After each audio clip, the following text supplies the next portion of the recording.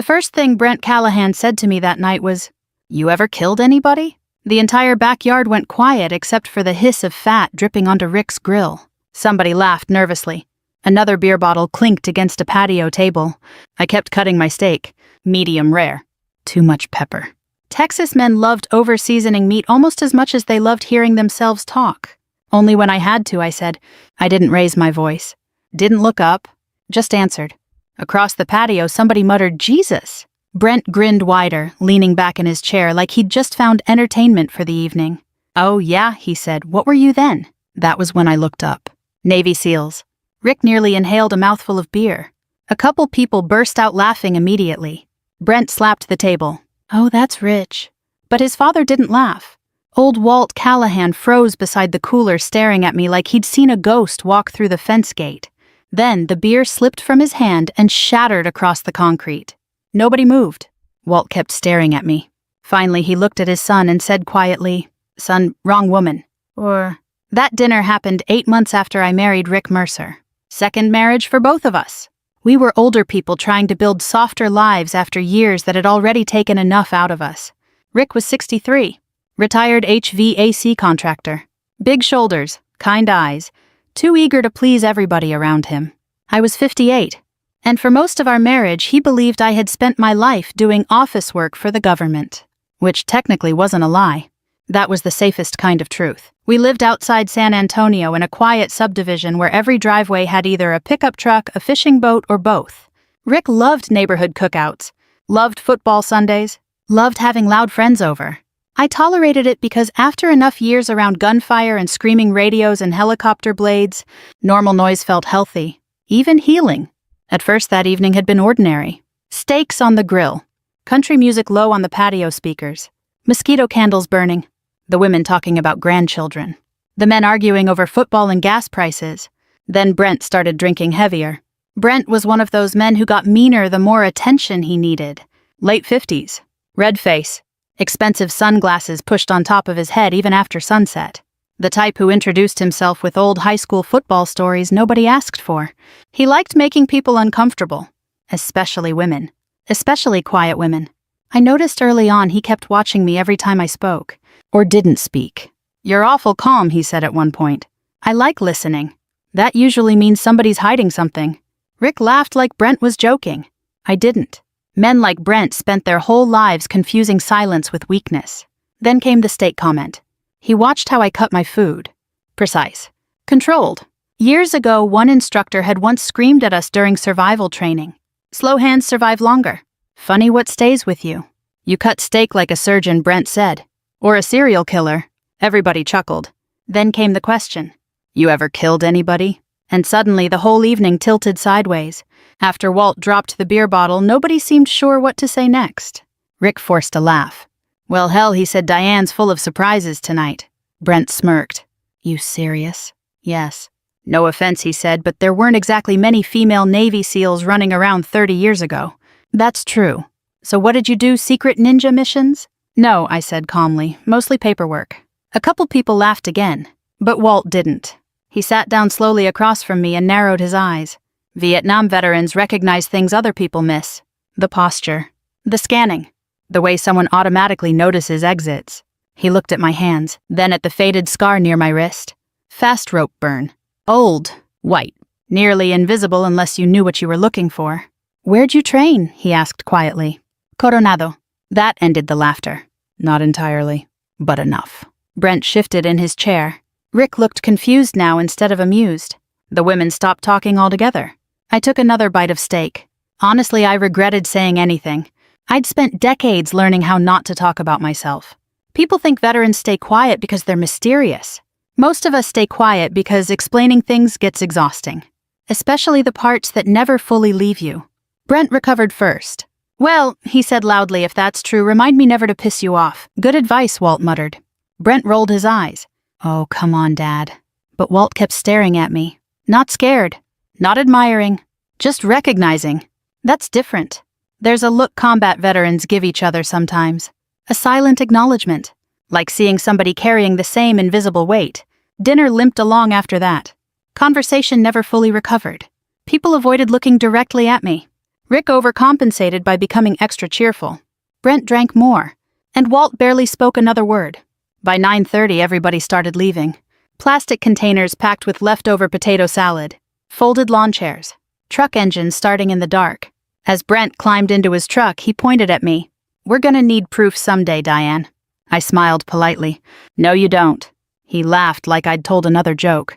But Walt paused beside the passenger door. "You served with honor?" he asked quietly.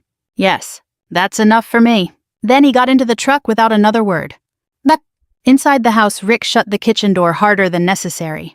"What the hell was that?" I rinsed plates calmly. "What part?" "The Navy SEAL thing." "It wasn't a thing." "You never told me that." "You never asked." Rick rubbed both hands over his face.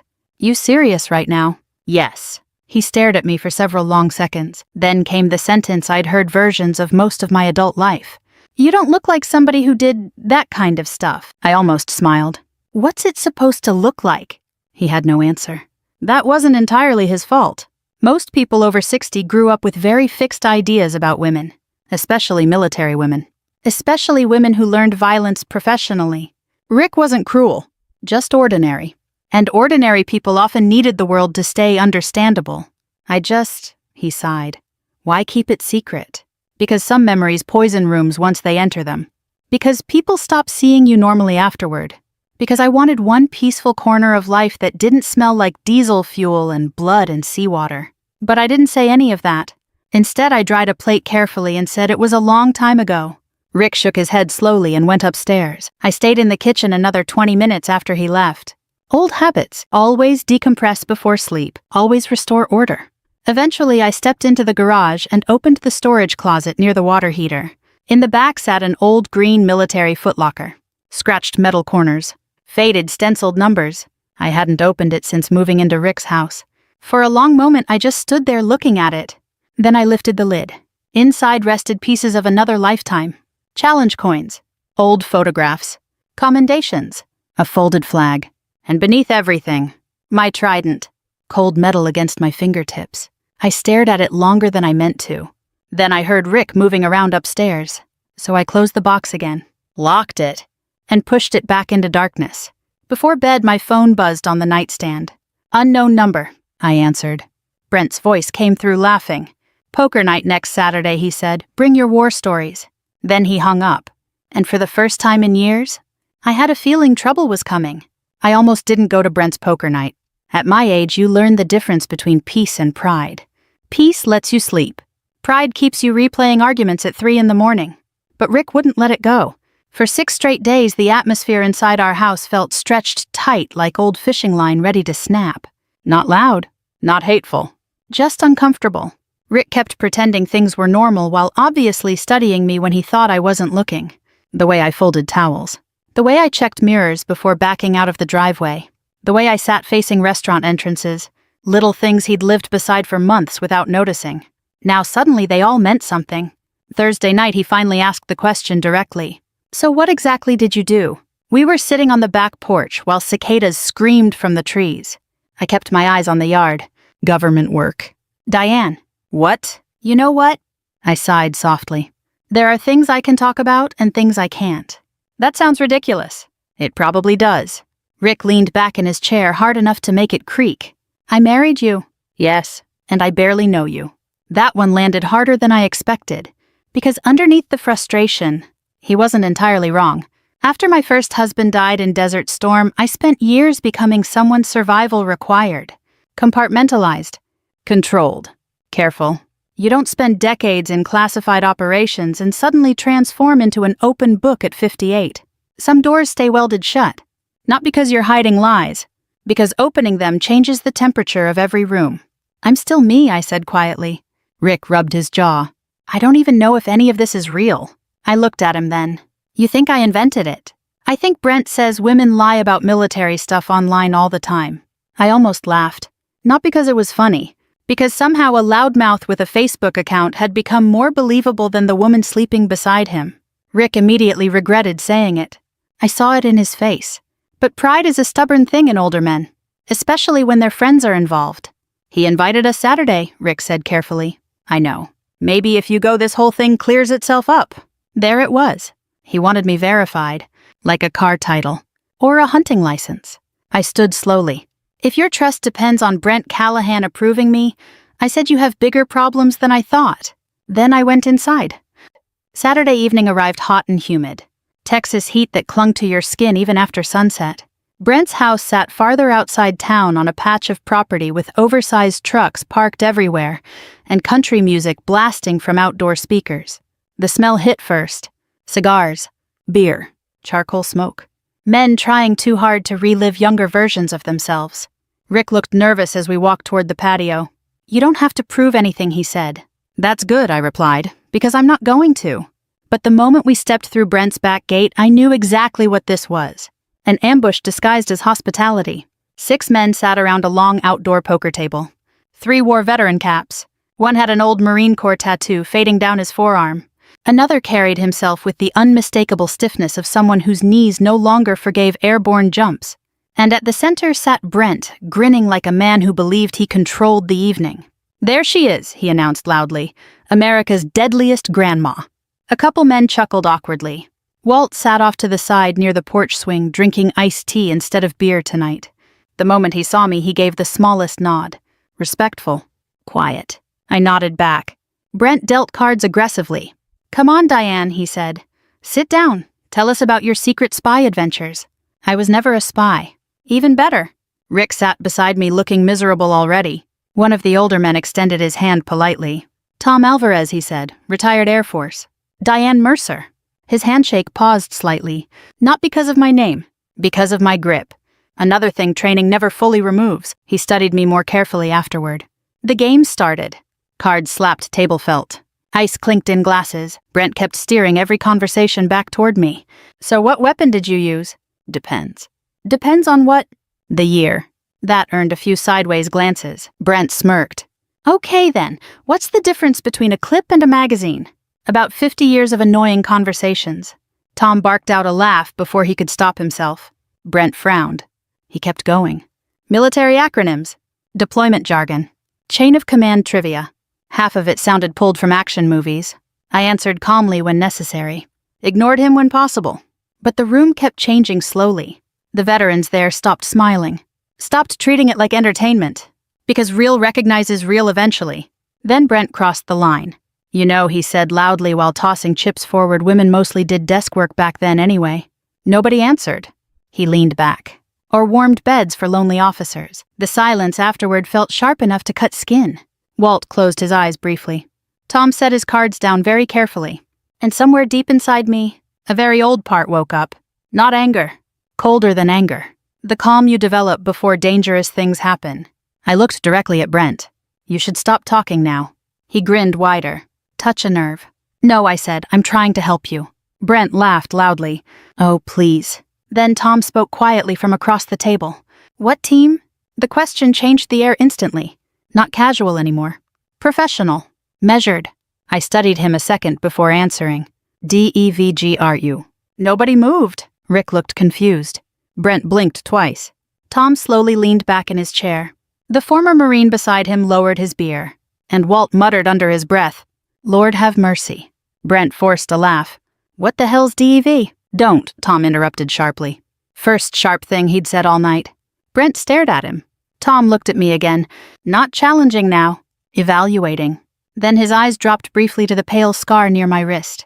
Fast rope burn. Recognition flickered immediately. You were operational, he said softly. Yes. How long? Long enough. The Marine finally spoke. You in Afghanistan? Yes. Iraq? Yes. Nobody joked anymore. Rick looked like the ground underneath him had shifted. Because suddenly the room no longer sounded impossible. It sounded plausible. And plausible was worse. Brent swallowed hard but kept pushing anyway. Men like him never stop when they should. They double down. So prove it, he said. I looked at him calmly. You really don't want me to. He spread his arms dramatically. See, that's what fake people always say. I stood slowly from the poker table. Every instinct in Rick's body tensed beside me. Not because he feared I'd attack Brent. Because something in the atmosphere suddenly felt dangerous. I leaned down slightly toward Brent. Not threatening. Not loud. Just close enough that only he could hear clearly. You have spent your whole life mistaking restraint for weakness, I said. Then I straightened again. And for the first time that evening, Brent looked uncertain. After poker night, Brent Callahan became obsessed with me. Not curious, not skeptical. Obsessed. There's a difference. Curious people ask questions because they want truth. Obsessed people ask questions because they need you to be lying. By Monday morning, he'd already posted 3 jokes about me online. Rick showed me one over breakfast while pretending he wasn't bothered. A badly edited photo of a female action movie character holding a machine gun. Caption: Diane Mercer after surviving another secret mission at Applebee's. Underneath, dozens of laughing comments from men our age trying to impress each other. I sipped coffee quietly. Rick watched my face carefully. You okay? I've survived worse than Facebook. That should have been the end of it. Normal adults eventually lose interest in pointless arguments. But Brent wasn't normal. He needed an audience the way drunks need another drink.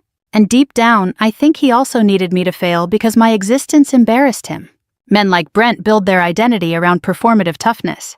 Big trucks, big voices, military stories that somehow grew more heroic every year. Then someone walks in carrying the real thing quietly, and suddenly their whole performance feels flimsy.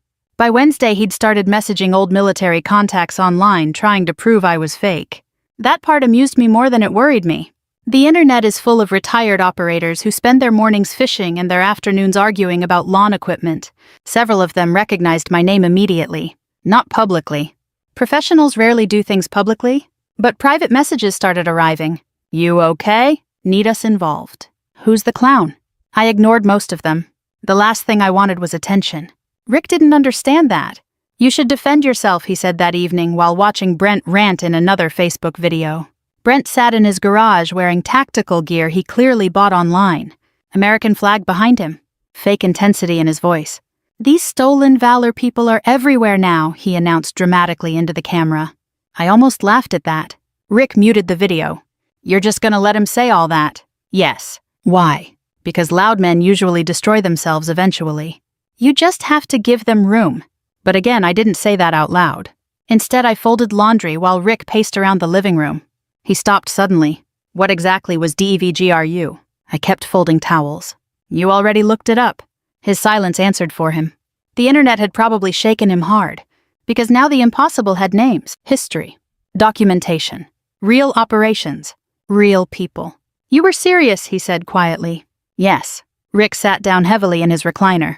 I don't know how to process this. That's fair. You could have told me. I could have. He stared at the dark television screen. Did you ever... He stopped. I saved him from finishing. Yes.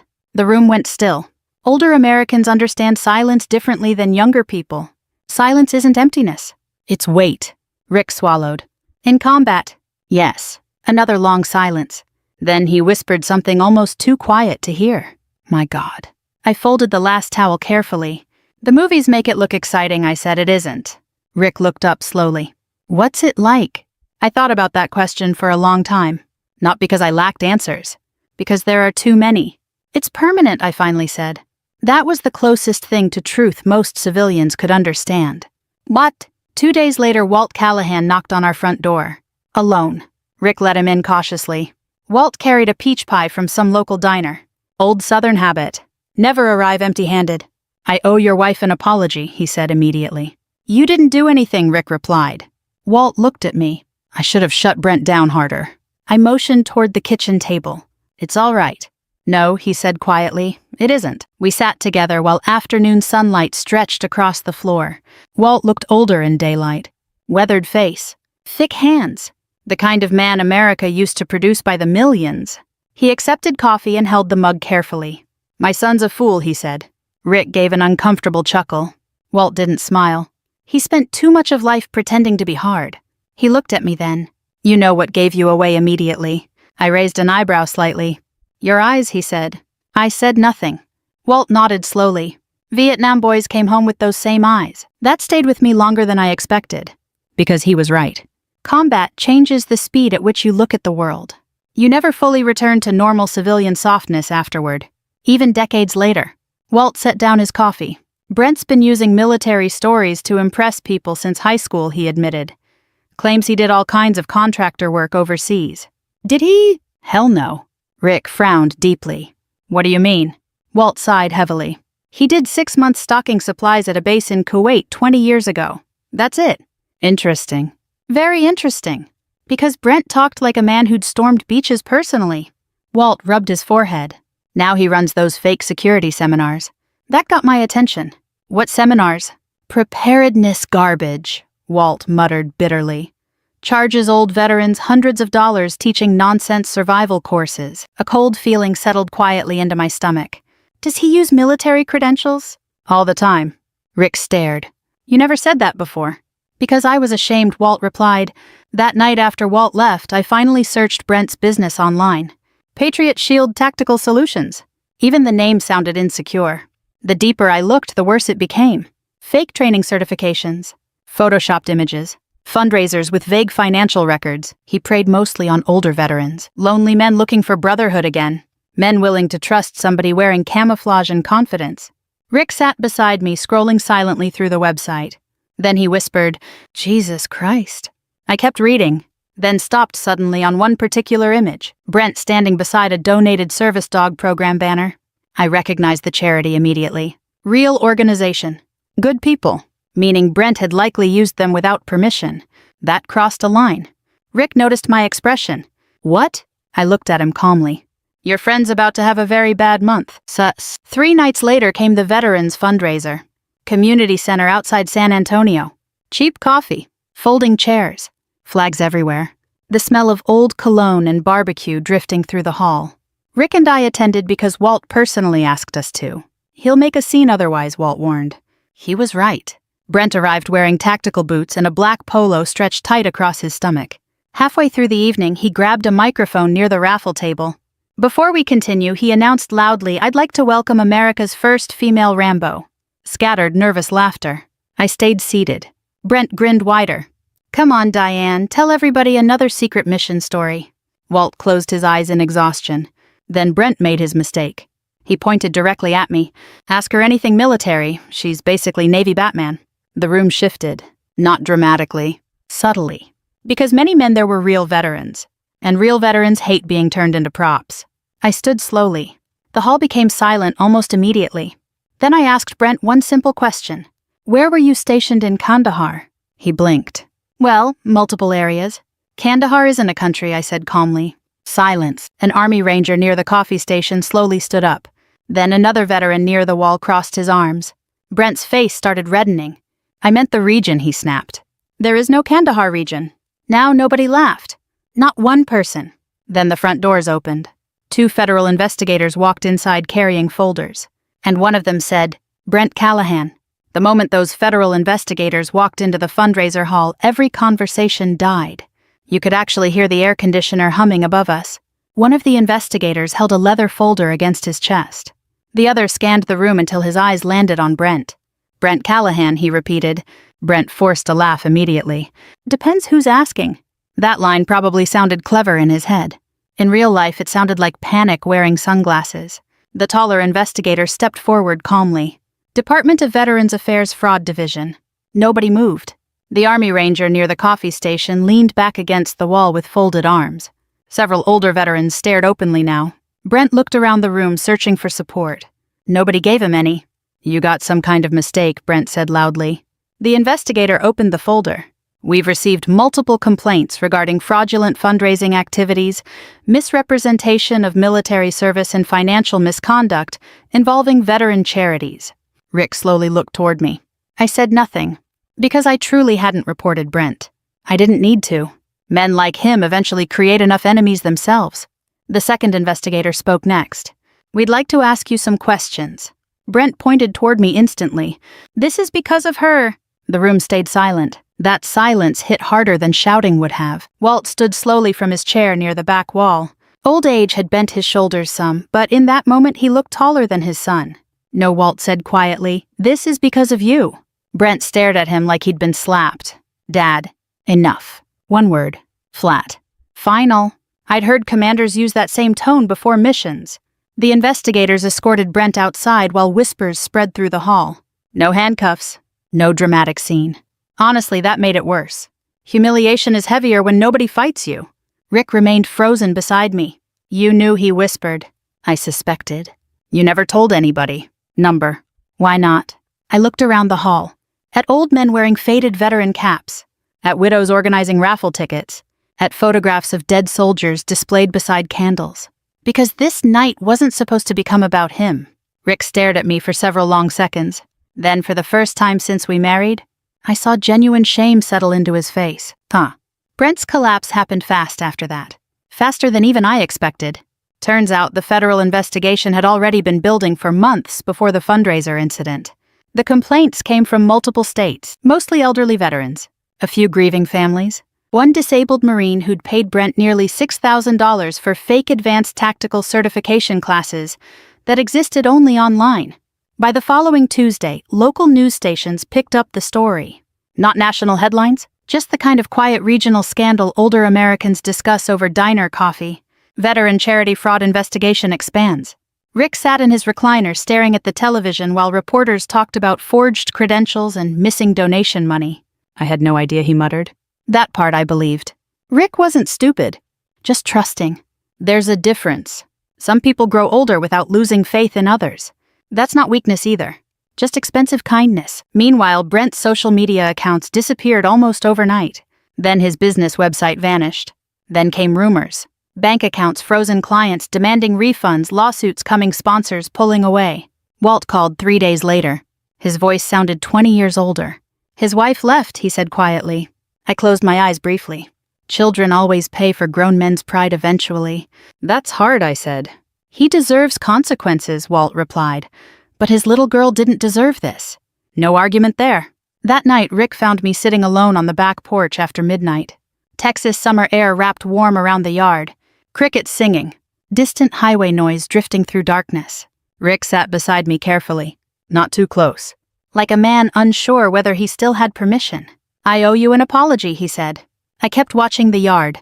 For what specifically? He gave a weak laugh. Fair question. Then he grew serious again. I didn't trust you. Number. I cared more about what Brent thought than what my own wife said. Yes. Rick rubbed both hands together nervously. I think maybe I wanted you simple. That surprised me enough to finally look at him. What does that mean? He stared into the darkness. You were calm, kind, easy to be around. He swallowed. Finding out you had this whole other life, it scared me. Why? Because I realized I didn't really know what you carried. That one hit closer than he understood. Because carrying things quietly had become my entire personality after enough years. I looked down at my hands, older now. Veins showing. Arthritis beginning around the knuckles during cold mornings. Hard to imagine those same hands once repelled from helicopters in blackout conditions. I didn't hide things to deceive you, I said softly. Then why? The honest answer took time. Not because I feared saying it. Because I rarely allowed myself to think about it directly anymore. Finally I answered. War follows people home differently. Rick stayed silent. I know men who came home angry, I continued. Others drank themselves numb. Some never emotionally came back at all. I paused. For me, I learned how to become invisible. The porch stayed quiet except for insects humming in the dark. I wanted one small piece of life untouched by all that I said. A normal marriage, grocery stores, backyard dinners, ordinary things. Rick's voice cracked slightly. And I ruined that. No, I said gently. Brent did. But Rick still looked devastated. Because decent men suffer deeply once they realize they failed somebody they love. A week later, Walt visited again. This time alone. No pie today. Just exhaustion. We sat at the kitchen table drinking coffee while Rick repaired something unnecessarily in the garage to give us privacy. Walt looked at me carefully. You know why I recognized you so fast? I've wondered. He nodded slowly. In Vietnam, there were guys who came back loud. He tapped the table lightly, always telling stories, always needing attention. Then he shook his head. But the real dangerous ones, he said quietly. They got quiet afterward. I felt something tighten painfully in my chest. Because older veterans understand truths civilians often miss completely. Walt stared into his coffee. My son spent his life pretending to be something he said. You spent yours trying not to be. Neither of us spoke for a while after that. Finally, he reached into his jacket pocket and slid an envelope across the table. No idea what this means, he said. I opened it carefully. Official seal. Washington address. Heavy paper stock. Inside sat a formal invitation. Classified service commendation ceremony. Attendance requested. Date and location included. Nothing more. Rick walked in from the garage carrying a wrench when he saw my expression. What is it? I handed him the letter. He read it once, then again slower. His face changed completely. Because until that moment, some part of him still believed maybe my past had been exaggerated somehow. But governments do not send sealed invitations for imaginary lives. Rick looked up slowly. How much don't I know about you? I folded the letter carefully. Too many answers existed for that question, and none of them came easy. The invitation sat on our kitchen table for 3 days before either of us spoke seriously about it again. Rick kept walking past it like the envelope might explode if he stared too long. I understood the feeling. Some truths arrive quietly, then rearrange the entire house. Thursday evening, he finally asked if he could come with me. We were eating soup at the counter because neither of us felt much like cooking lately. Yes, I said. You sure? I wouldn't have left the letter out if I didn't want you there. Rick nodded slowly. Then he asked the question I'd known was coming. What happened to your first husband? I set my spoon down carefully. His name was Daniel Mercer. Funny thing about grief. Even after 30 years, hearing certain names inside your own head can still physically hurt. Desert Storm, I said quietly. Rick immediately looked regretful. I'm sorry, I shouldn't. No, it's all right. I stared out the kitchen window while memories drifted up slowly like old ghosts through dark water. Danny was Army aviation, I said. Medical evacuation. Rick listened silently. He used to joke helicopters were just lawnmowers with commitment issues. That earned the smallest smile from Rick. I smiled too for half a second. Then it disappeared. He died during a recovery operation, I said. The kitchen became still. No television. No radio. Just the hum of the refrigerator and the ticking clock above the pantry. I was 27, I continued. 1 week later, somebody handed me his folded flag. Rick's eyes lowered immediately. Older Americans understand what folded flags mean. You don't need to explain them. I spent a long time angry afterward, I admitted. At who? Everybody. I folded my hands together. The government, the war, God, random strangers buying groceries while my whole world had stopped. Rick swallowed hard. And that's why you enlisted. Yes, you wanted revenge. I thought about that honestly. At first I said softly, probably. That answer sat heavily between us. Because polite suburban life leaves very little room for conversations about rage. Especially female rage. Rick stared at the table. What changed? I leaned back slowly in my chair. Reality. He looked up. The movies lie, I said. People think combat makes you feel powerful, important, heroic. I shook my head gently. It mostly makes you tired. That one seemed to hit him harder than everything else. Maybe because it sounded so ordinary. Not cinematic. Just human. I lost teammates, I continued quietly. Good people. Smarter people than me sometimes. I paused. And every time you survive something another person doesn't, part of you starts wondering whether survival was luck or theft. Rick rubbed both hands over his face slowly. My God, Diane. I looked at him calmly. Killing someone doesn't make you stronger, I said. It takes things from you. That sentence stayed hanging in the room a long time afterward. The next morning, Brent called unexpectedly. I almost didn't answer, but something told me I should. His voice sounded completely different now. No swagger. No performance. Just exhaustion. Diane, he said quietly, I owe you an apology. I leaned against the kitchen counter. For what specifically? A long silence followed. Then he said something I didn't expect. For making sacrifices into a joke. That was closer to truth than anything he'd said before. I stayed quiet. My lawyer says I'll probably avoid prison, he continued weakly. But everything else is gone. Outside rain tapped softly against the windows. Texas summer storms rolling through. What do you want from me, Brent? Another pause. I don't know. At least that answer was honest. Finally, he sighed heavily. My dad won't even look at me. I closed my eyes briefly. There it was. The real wound. Not money. Not reputation. Disappointing the man whose respect mattered most. Walt loves you, I said calmly. Not anymore. That's not how fathers work. Brent let out a broken laugh. You still defending me after all this? No, I replied, just telling the truth. Silence again. Then very quietly, were you really scared over there? That question surprised me enough to sit down. Because underneath all Brent's arrogance had apparently lived a frightened little boy trying desperately to imitate courage. Yes, I answered honestly. All the time. Yes. Another silence. I thought real warriors weren't afraid. I almost smiled sadly. Fear keeps people alive, Brent. Ego gets them killed. When the call ended, I sat alone for several minutes afterward, thinking about how many men spend their lives pretending not to be scared, and how much damage that pretending causes. 2 days before the ceremony, Walt came by again. This time, Rick invited him onto the porch while I made coffee. The two men sat quietly together for a long while before I joined them. Walt looked tired, but lighter somehow. Brent started volunteering at the Veterans Center, he said. That's good. He says he owes people. I handed him coffee. Maybe he finally understands something. Walt nodded slowly. You know, he said, my generation got taught strange things about toughness. Rick gave a humorless chuckle.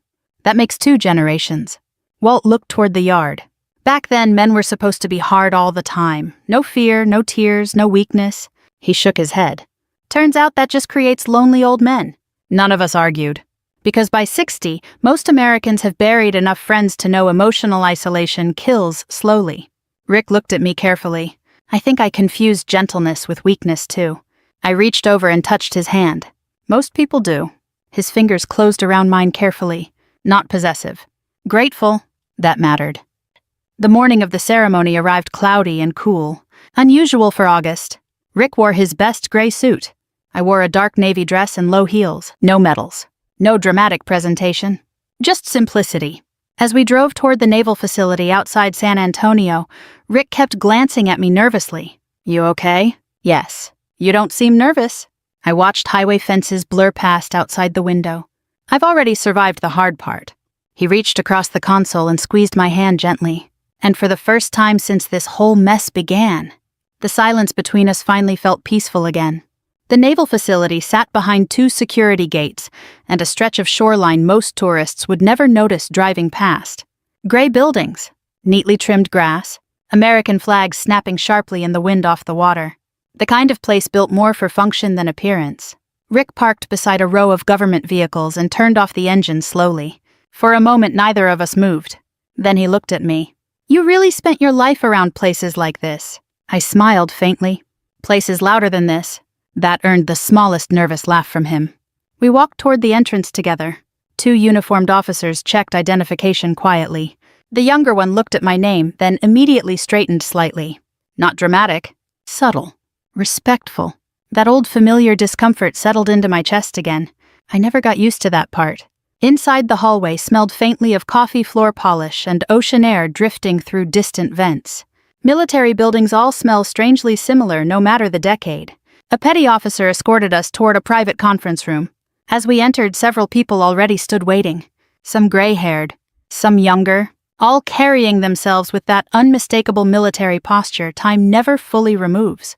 The room became silent when I walked in. Then one older man stepped forward. Silver hair. Dress whites. Scar near his chin I recognized immediately. Chief Mercer, he said softly. Nobody had called me that in years. I shook his hand. Good to see you, Ben. Rick looked stunned already. Ben smiled toward him politely. Your wife saved my life in 2002. Rick blinked. What? I immediately cut in. Ben exaggerates. No, ma'am, he said calmly. I absolutely do not. More people approached quietly after that. No dramatic speeches, no movie-style applause. Just handshakes. Eye contact. A few hugs. One man simply touched my shoulder and whispered, Good to see you made it home. That one nearly broke me. Because old operators understand exactly what those words mean. Rick stood beside me watching everything carefully. The entire drive here, I think part of him still imagined maybe the truth had grown larger with time. But respect like this can't be faked. Not in rooms like these. A commander eventually approached the front of the room carrying a folder. The ceremony itself stayed small. Private. No cameras. No press. The commander spoke about an operation overseas years earlier involving civilian hostages. Most details remained classified. Names omitted. Locations vague. But certain phrases still landed hard. Extraordinary composure under hostile conditions. Multiple American lives preserved. Voluntary re-entry despite active threat environment. Rick sat motionless beside me. Then came the final sentence. Chief Diane Mercer repeatedly placed herself in mortal danger to ensure the extraction of personnel who otherwise would not have survived. The room stayed silent afterward. Military silence feels different from civilian silence. Heavier. More respectful. The commander handed me the commendation folder. We shook hands. And that was it. No swelling music, no dramatic moment. Just a quiet acknowledgement between people who understood what had been lost earning it. Honestly, that felt right. Afterward, coffee and sandwiches were served in another room overlooking the water. Rick barely spoke for several minutes. Finally, he looked at me and whispered, "You went back in." I stared out toward the shoreline. Yes. Why? Because somebody still needed help? Because training becomes instinct eventually? Because sometimes there isn't time to debate courage? But I answered simply, because they weren't all out yet. Rick's eyes watered immediately. He looked away fast, embarrassed by his own emotion. Men his age were trained to hide tears like state secrets. I touched his hand gently beneath the table. "It's all right." "No," he whispered shakily, "it's not." He swallowed hard. All this time I thought strength meant being loud. He laughed weakly. Turns out I had no idea what it looked like. I squeezed his hand once. Neither of us spoke again for a while. Outside the large windows, waves rolled quietly against the rocks. Peaceful. Ordinary.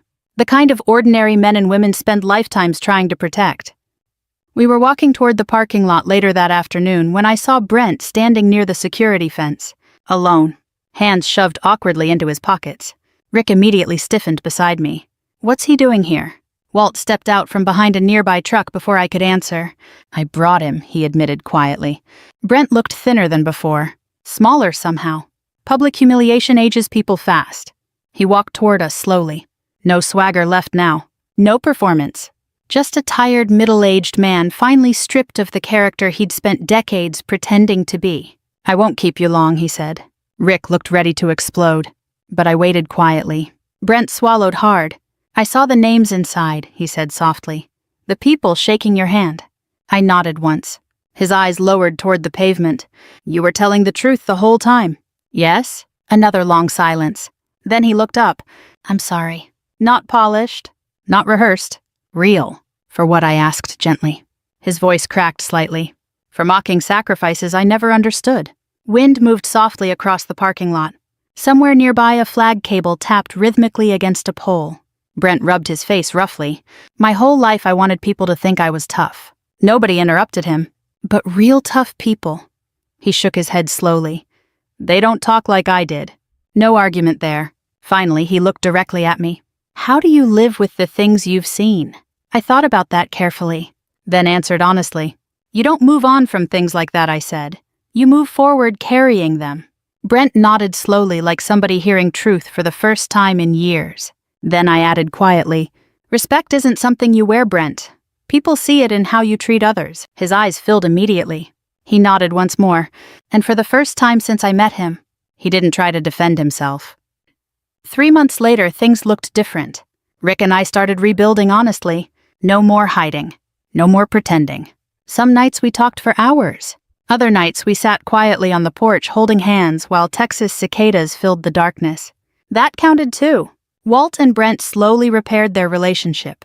Not quickly. Real healing rarely happens quickly. But Brent kept volunteering at the Veterans Center every week. No tactical shirts anymore. No fake stories. Just work. Helping old men into wheelchairs, driving widows to appointments, listening more than talking. Funny how humility changes people. One Sunday evening, our family gathered again for another backyard barbecue. Different mood this time, softer. "Kinder."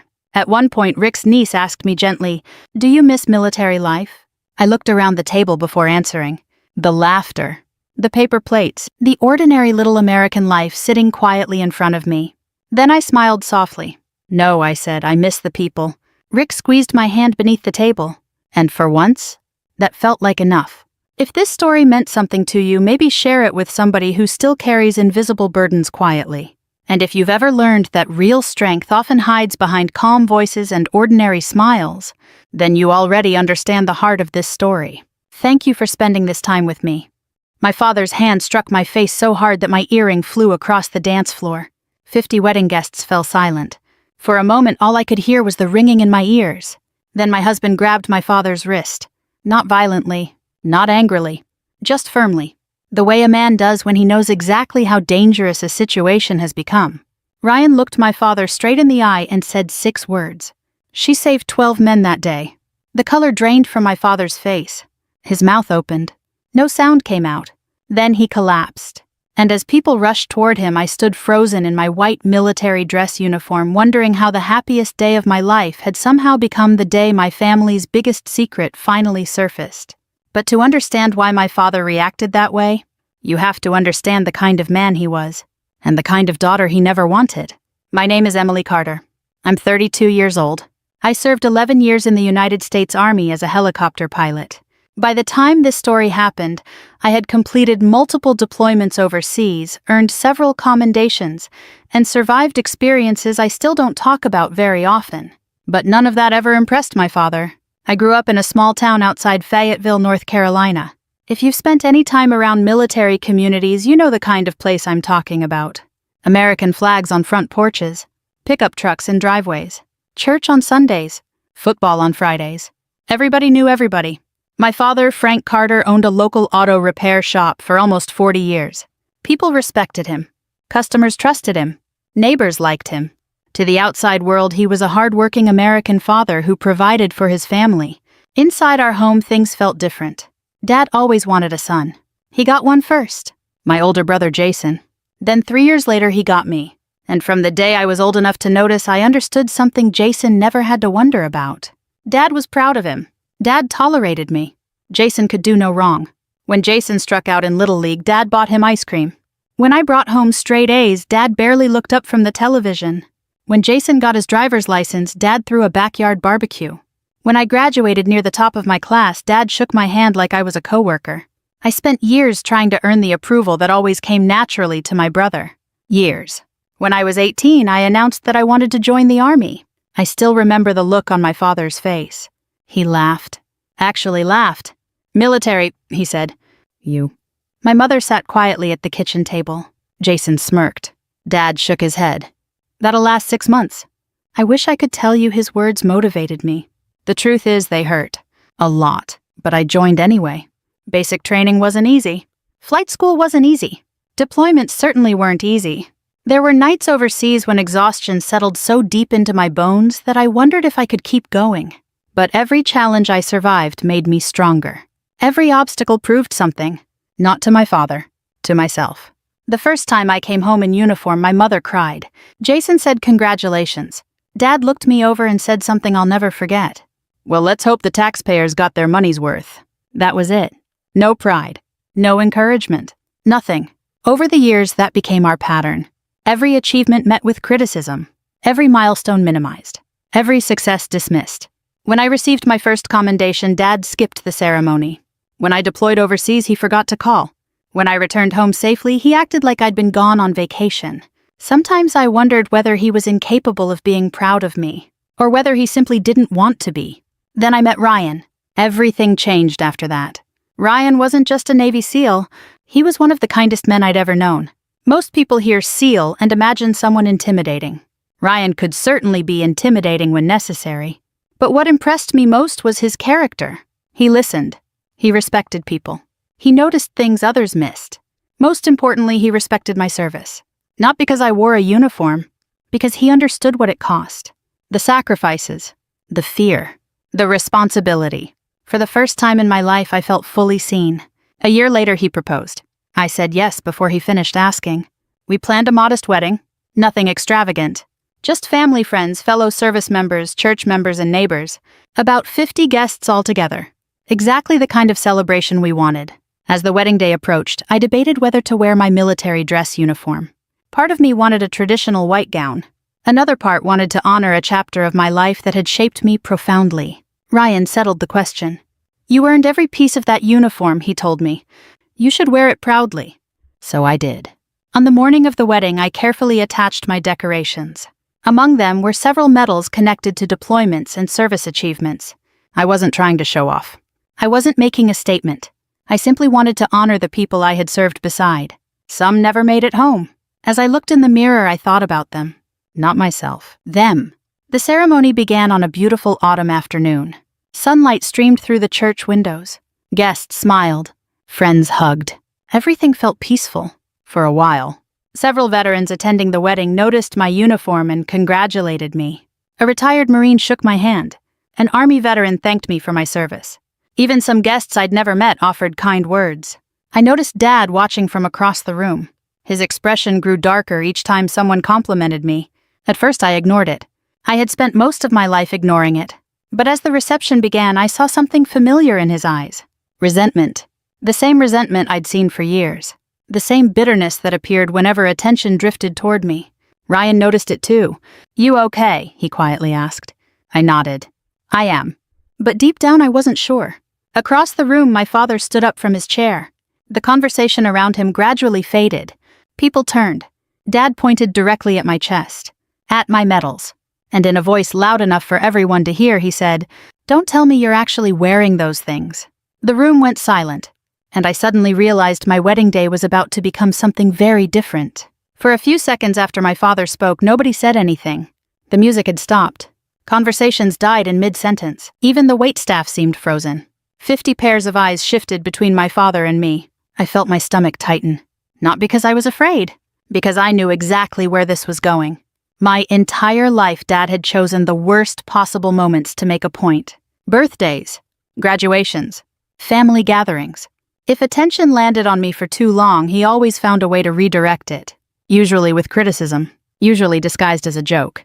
But this was different. This was my wedding.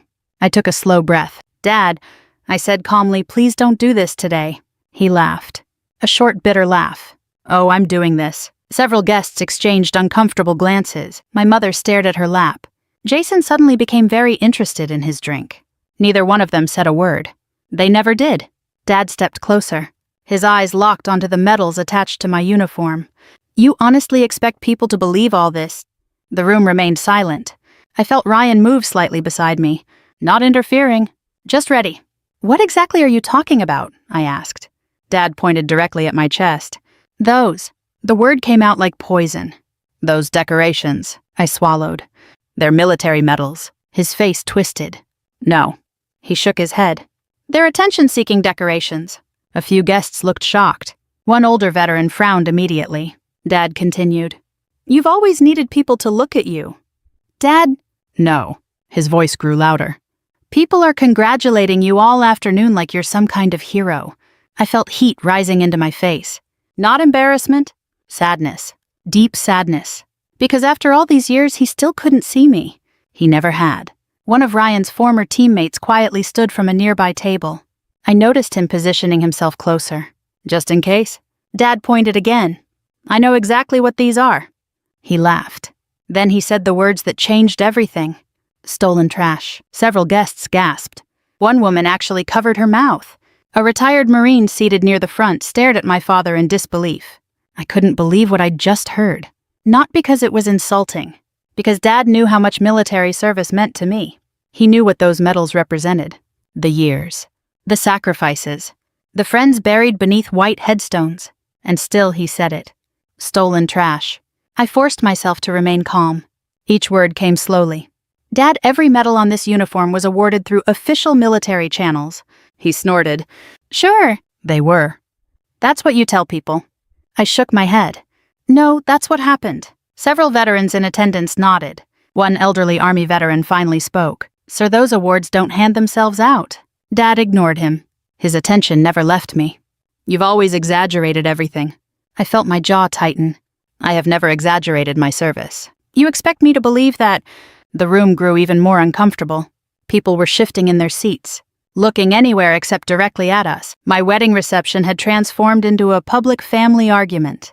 Exactly what I'd hoped to avoid. I tried one final time. "Dad, let's talk about this later." "No." His voice echoed through the hall. "Take them off." I blinked. "What?" "The medals." He pointed again. "Take them off." The demand hung in the air. I honestly thought I had misheard him. "You can't be serious." "I'm completely serious." I looked around the room. Nobody seemed capable of believing this was happening. My mother still sat silently. Jason wouldn't even look at me. For a brief moment I considered giving in. Not because Dad deserved it. Because I wanted peace. Just one peaceful wedding day. Then another thought entered my mind. A memory. A young crew chief who never came home. A medic who died protecting others. Friends whose names were engraved on memorial walls. People who had sacrificed far more than I ever had. Those medals weren't just about me. They represented them too. I straightened my shoulders. "No." Dad's eyes narrowed. "No?" "No." I held his gaze. I'm not removing them. The room felt impossibly quiet. Then Dad took another step forward. I could see the anger building inside him. The same anger I'd seen throughout my childhood. Only now there were 50 witnesses. You always were stubborn. I didn't respond. You think you're better than everybody. Still, I said nothing. His face turned red. I said, take them off. No. The word came out firm. Steady. Certain. For one brief second, nobody moved. Then it happened. Dad raised his hand. The motion happened so quickly that my brain barely processed it. Crack. Pain exploded across my cheek. My head snapped sideways. I stumbled. Something small bounced across the floor. My earring. The room gasped.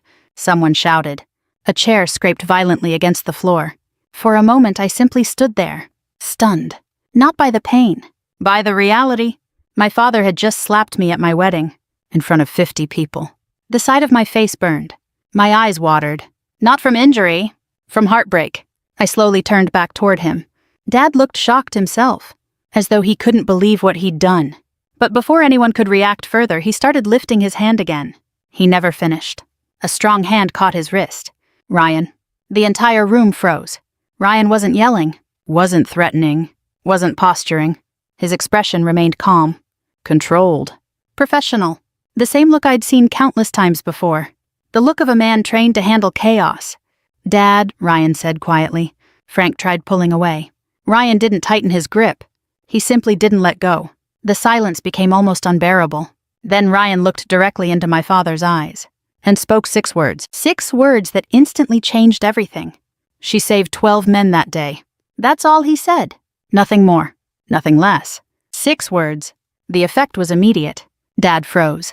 Every ounce of anger vanished from his face. His eyes widened. His mouth opened slightly. For the first time all afternoon, he looked afraid. Not angry. Not embarrassed. Afraid. A strange expression crossed his face. Recognition. Shock. Disbelief. As if Ryan had somehow exposed something hidden deep inside him. Something nobody else understood. The color drained from his skin. His knees seemed to weaken. For several seconds, nobody moved. Nobody spoke. The entire room watched. Then Dad swayed. Once. Twice. And suddenly collapsed onto the floor. People screamed. Guests rushed forward. Someone called 911. My mother jumped from her chair. Jason ran across the room. Ryan immediately released Dad's wrist and knelt beside him. The reception hall erupted into confusion. And as people crowded around my unconscious father, I couldn't stop thinking about those 6 words. Because Ryan had never told me he planned to say them. And somehow, Dad had understood exactly what they meant. The ambulance arrived within 10 minutes. It felt like an hour. One moment, my father had been standing over me, furious and humiliated. The next, he was lying unconscious on the reception hall floor, while paramedics checked his pulse. The wedding was over. At least for that day. Guests stood in small groups, whispering. Some looked concerned. Others looked stunned. A few veterans looked angry. Not at me, at what they had witnessed. I sat quietly in a folding chair near the wall while a church volunteer pressed an ice pack against my cheek. The sting from the slap was fading. The ache inside me wasn't. Ryan knelt beside me. His hand rested gently on mine. For several minutes, neither of us spoke. We simply watched as paramedics loaded my father into the ambulance. Mom climbed in beside him. Jason followed in his truck. And then they were gone. The parking lot slowly emptied. The decorations remained. The wedding cake remained. The flowers remained. But the celebration itself had disappeared. As if someone had switched off the joy. I stared at the empty dance floor. My wedding lasted 43 minutes, I finally said. Ryan managed a sad smile. 44. I laughed despite myself, a tiny laugh. The kind that escapes when crying feels too exhausting. Then I looked at him. What did you mean? His expression changed immediately. He knew exactly what I was asking. The 6 words. She saved 12 men that day. For a moment he hesitated. Then he sat beside me. I guess it's time I told you. I frowned. Told me what? Ryan looked around the room, making sure nobody was close enough to overhear. Then he leaned forward. About 18 months ago, I requested access to some records. I blinked. What records? Yours. Now I was confused. My records? He nodded. I stared at him. Why? His smile softened. Because I was falling in love with you. That answer caught me off guard. Ryan continued. When 2 people with military backgrounds get serious, they learn things about each other. I nodded slowly. That much was true. Military careers leave paper trails, evaluations, deployments, commendations, awards. Ryan looked down briefly. Most of your file was exactly what I expected. And one operation wasn't. The room suddenly felt quieter. What operation? Ryan took a deep breath. A mission in eastern Afghanistan. I immediately knew which one. Even after all those years. Some memories never fade. The mountains, the radio traffic, the smoke, the fear. My stomach tightened. Ryan noticed. You don't have to talk about it. No, I swallowed. It's okay. For a few moments, neither of us spoke. Then Ryan continued. The mission details were classified for years. I nodded. That's true. Recently, they were declassified. I stared at the floor. The memory returned. A terrible day. A long day. A day that changed lives, including mine. There was an ambush, Ryan said quietly. I nodded again. Yes. A bad one. Very. He studied my face. They were trapped. I looked away. 12 American soldiers. Pinned down. Outnumbered. Running out of options. I remembered the radio calls. The panic. The urgency. The desperate requests for extraction. And I remembered the decision. The one that nearly got me killed. I closed my eyes. Ryan squeezed my hand. You don't have to relive it. It's okay. I opened my eyes again. No one made me do it. He nodded. Because he understood. Military people often understand things that are difficult to explain to civilians. Duty. Responsibility. The weight of choices. Ryan continued. The official report credits you with helping save 12 men. I stared across the empty hall. I wasn't alone. I know. The crew deserves credit, too. They received it. I nodded. But even now, years later, I never felt comfortable discussing medals. Most service members don't, because medals usually exist because something terrible happened first. Ryan looked toward the door where the ambulance had disappeared. Your father knew about that mission. I turned sharply. What? He knew. The statement stunned me. I never told him. You didn't have to. I stared. Ryan sighed. Emily, that's what I've been trying to understand. Before I could ask more questions, the church doors opened. An elderly man stepped inside, tall, thin, white hair, military posture. Immediately recognizable to anyone who had served. A retired officer. He looked around until his eyes found me. Then he walked over. I stood. Colonel Harris. The old man nodded. Emily. I hadn't seen him in years, not since one of my award ceremonies. He shook my hand warmly. Then he looked at Ryan. Mind if I sit? We all sat together. The colonel's expression seemed unusually serious. Almost troubled. What's wrong? I asked. He looked at me for several seconds, choosing his words carefully. Finally he spoke. I heard what happened. I sighed. News travels fast. In small towns it always does. That was certainly true. He folded his hands together. There's something you need to know. Immediately my stomach tightened. The colonel wasn't the kind of man who dramatized things. If he said something mattered, it mattered. What is it? He looked toward the parking lot, then back at me. Your father and I go back further than you realize. I frowned. You knew each other. He nodded. Long before you joined the army? That surprised me. Dad had never mentioned him. Not once, the colonel continued. Your father served honorably. I relaxed slightly. At least that part sounded positive. Then Harris added something unexpected, but not the way he always claimed. The room suddenly felt cold. Ryan sat perfectly still. The colonel's eyes remained fixed on mine. For the first time all day, I felt genuine unease. What do you mean? Harris sighed. A long, tired sigh. The kind carried by old memories. For years, your father told people stories. I said nothing. Stories about combat. My heart began beating faster. Stories about missions. The colonel paused. Stories that never happened. I stared at him, unable to speak, unable to process what I was hearing. The colonel slowly reached into a worn leather briefcase. Then he removed a thick military file. He placed it carefully on the table between us. His expression turned grave. Frank spent 30 years hoping nobody would ever see this. And suddenly I understood. Whatever secret had made my father collapse was buried somewhere inside that file. I didn't open the file immediately. Honestly, I wasn't sure I wanted to. For 32 years, I'd spent my life trying to understand my father, trying to earn his approval, trying to figure out why every accomplishment seemed to make him uncomfortable. Now I was staring at a folder that might finally explain everything, and part of me was afraid of what I'd find. Colonel Harris rested his hand on the file. "Before you read it," he said, "there's something important you need to understand." Ryan and I listened. The colonel's face softened. "Your father served honorably." He repeated the statement. "As far as military records are concerned, Frank Carter did his duty." I felt some relief. At least Dad wasn't a fraud. At least he hadn't lied about serving. But Harris wasn't finished. The problem wasn't his service. His eyes dropped toward the file. The problem was everything he added afterward. I slowly opened the folder.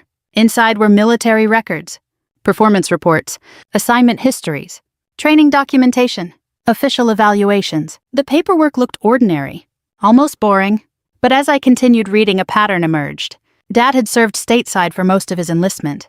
He had performed maintenance duties, support duties, important duties, necessary duties, but not combat. Not the dramatic battlefield stories he'd spent years telling. Not the heroic missions he described at family gatherings. Not the firefights. Not the rescues. Not the dangerous operations. None of it. My stomach tightened. I remembered childhood barbecues. Neighbors listening while Dad described combat experiences. Church gatherings. Veterans events. Family dinners. All those stories. All those details. All those dramatic moments. They weren't in the record. Because they had never happened. I looked up at Harris. He made them up. The colonel sighed. At first, maybe not completely. "What do you mean?" "Sometimes people tell one small exaggeration." He paused. Then another. And another. I understood. Over time, the stories grow. The lies become memories. The memories become identity. Eventually, even the storyteller starts believing parts of them. Ryan quietly nodded. "I've seen it happen. Military communities sometimes encounter people like that. Not usually malicious, just insecure. People desperate to become the hero they wished they'd been." I looked back at the records. There was nothing shameful about Dad's actual service. Nothing. He had worn the uniform. He had served his country. He had fulfilled his obligations. Millions of Americans had done exactly the same. The truth was respectable. So why wasn't it enough? The answer arrived before anyone said it. Because my father had spent decades comparing himself to imaginary versions of other men. And eventually to me, a painful realization settled over me. My medals didn't threaten him because they were fake. They threatened him because they were real. For years he had built a version of himself around stories. Then his daughter came home wearing actual decorations earned through documented service. Proof. Records. Witnesses. Official citations. Things that couldn't be exaggerated. Couldn't be improved. Couldn't be rewritten. The comparison must have been unbearable. I closed the file. For a long time nobody spoke. Finally I asked the question sitting heavily in my chest. "Does everybody know?" Harris shook his head. "No. But some do." My heart sank. "How many?" "Enough." I looked away. Suddenly I understood something else. The collapse. The fear. The panic in Dad's eyes after Ryan spoke. Ryan hadn't threatened him. Ryan hadn't accused him. Ryan had simply mentioned a rescue mission. A real one. One documented in military history. A moment of genuine heroism. And somehow that had shattered whatever wall Dad had built around himself. The next morning we visited the hospital. Mom sat beside Dad's bed. Jason stood near the window. The atmosphere felt heavy, uncomfortable. Nobody knew where to begin. Dad looked older than I remembered. Not physically. Emotionally. Like something inside him had finally broken. When he saw me enter, he lowered his eyes. That alone felt strange. My father had spent decades looking down on me. Now he couldn't even hold my gaze. The doctor had diagnosed dehydration, elevated blood pressure, and extreme emotional stress. Nothing life-threatening, but enough to explain the collapse. We sat in silence for nearly a minute. Finally, Dad spoke. "How's your face?" The question surprised me. I touched my cheek instinctively. The swelling had mostly faded. "It's fine," he nodded. More silence. Then Ryan stepped forward. He placed the military file on the bedside table. Dad immediately recognized it. His entire body stiffened. Mom looked confused. Jason looked confused. Dad looked terrified. For the first time in my life, I watched confidence leave my father completely. His eyes locked onto the folder. Then he looked at Harris. The colonel had joined us. Neither man said anything. They didn't need to.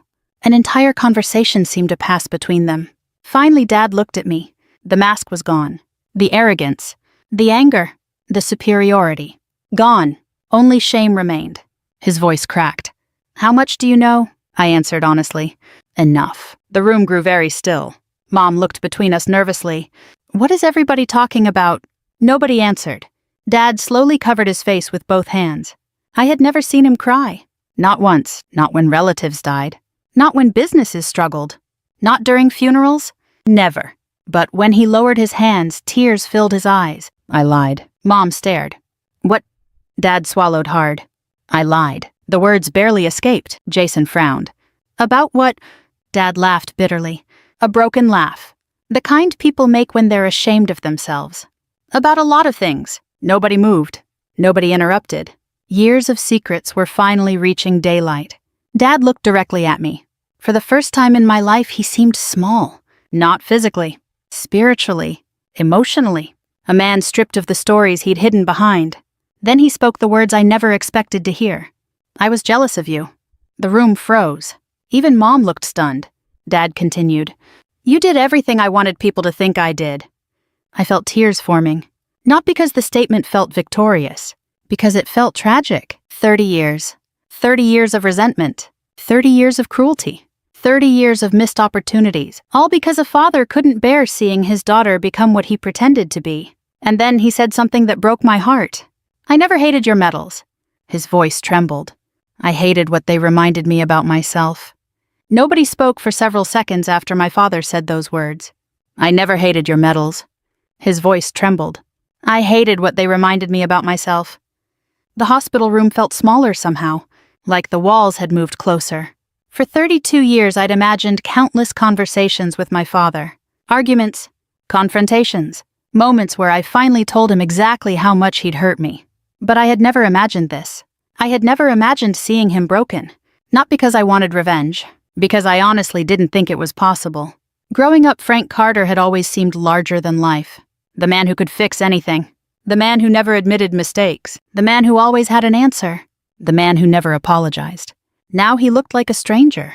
An old man sitting in a hospital bed. A man carrying decades of regret. My mother sat quietly beside him. Tears filled her eyes. Jason remained near the window. For once even he seemed speechless. Dad looked directly at me. Then he said something that surprised everyone. "Would you stay?" I frowned. "What?" He swallowed. "Just you." The room went silent. Mom looked at me. Ryan looked at me. Nobody pressured me. Nobody spoke. The decision was mine. After a few seconds, I nodded. Ryan squeezed my shoulder. "We'll be outside." One by one, everyone left the room. The door closed. And suddenly it was just the two of us, father and daughter, alone. For the first time in years, Dad stared at the blanket covering his legs. For a while he couldn't seem to find the words. Finally he spoke. "When you were born, I was disappointed." The honesty hit me harder than the slap. Not because I hadn't known. I'd known. Children always know. Still hearing it out loud hurt. Dad wiped his eyes. "I wanted a son." I said nothing. "I got Jason." He laughed softly. Then I thought maybe God had finished building my family. His eyes met mine. "Then you arrived." I waited. "You weren't what I expected." His voice cracked. "But you should have been exactly what I needed." The room became very quiet. Dad shook his head. "I spent years treating you like a disappointment." A tear rolled down his cheek. "And the truth is," he paused, "the disappointment was me." I stared at him. Part of me wanted to accept the apology immediately. Part of me wanted to stay angry. Neither feeling seemed entirely right. Instead, I told the truth. "You missed everything." Dad lowered his eyes. I continued. "My graduation." Silence. "My commissioning ceremony." More silence. "My first deployment." Still nothing. The day I got promoted. His shoulders slumped. "The award ceremony." Now tears streamed freely down his face. I wasn't trying to punish him. I simply needed him to hear it. All of it. For years I'd carried those memories alone. Now he needed to carry them too. "You know what hurt the most?" He looked up. I swallowed. I kept waiting. His expression changed. "What do you mean?" I kept believing the next time would be different. My voice softened. The next achievement. The next milestone. The next accomplishment. The next holiday. The next birthday. I smiled sadly. I always thought maybe this would finally be the moment my father was proud of me. The room fell silent again. Dad covered his mouth. For several moments he couldn't speak. When he finally did, his voice sounded broken. "I'm sorry." The words barely escaped, but they were real. No excuses, no blaming, no defending. Just sorrow. "I'm sorry, Emily." I looked at him carefully, and for the first time in my life I believed him. Not because he was crying, because he wasn't asking for anything. He wasn't trying to justify himself. He wasn't demanding forgiveness. He was simply admitting the truth. Then he surprised me again. My father did the same thing. I frowned. What? Dad stared out the window. My father spent his entire life telling me I wasn't good enough. I listened. He criticized everything. Nothing impressed him. Nothing mattered. His voice softened. I hated him for it. A painful smile appeared. And then I became him. That sentence settled heavily between us. Generational pain. Passed from one parent to another. Not because people want to repeat it, because sometimes they don't know how to stop. I thought about all the families I'd met over the years. The same patterns. The same wounds. Different names. Different faces. The same pain. Dad looked at me. "I don't deserve forgiveness." I appreciated the honesty. "No," I said quietly. "You don't." He nodded, almost relieved. Then I continued. "But forgiveness isn't the same thing as pretending nothing happened." His eyes widened slightly. I took a deep breath. "If we're ever going to move forward, things have to change." "I know." "No more lies," he nodded. "No more lies. No more putting me down." "I won't." "No more pretending my service doesn't matter." Tears filled his eyes again. "It matters." For a long moment neither of us spoke. Then Dad asked a question so softly I almost missed it. "Do you think it's too late?" The sadness in that question nearly broke me. Not too late for the wedding. Not too late for an apology. Too late for us. A lifetime of damage condensed into 6 words. "Do you think it's too late?" I thought carefully before answering. Finally, I shook my head. "No." His eyes filled with hope. "But it's going to take work." A small smile appeared. "I can do work." I laughed. For the first time all day, a real laugh. The old mechanic finally smiled back. 3 weeks later, after doctors cleared him and emotions settled, Ryan and I rescheduled the wedding. A smaller ceremony. Same church. Same family. Same friends. I assumed everyone would simply show up and try to move on. I was wrong. Because my father had spent 3 weeks planning something. Something nobody saw coming. And on the morning of the wedding, he asked the pastor for 5 minutes in front of every guest. 5 minutes that would change everything. 3 weeks later, I stood in front of the same church mirror. The same white army dress uniform. The same medals. The same polished shoes. The same woman. And somehow not the same woman at all. The bruise from my father's slap had faded long ago. The memory hadn't.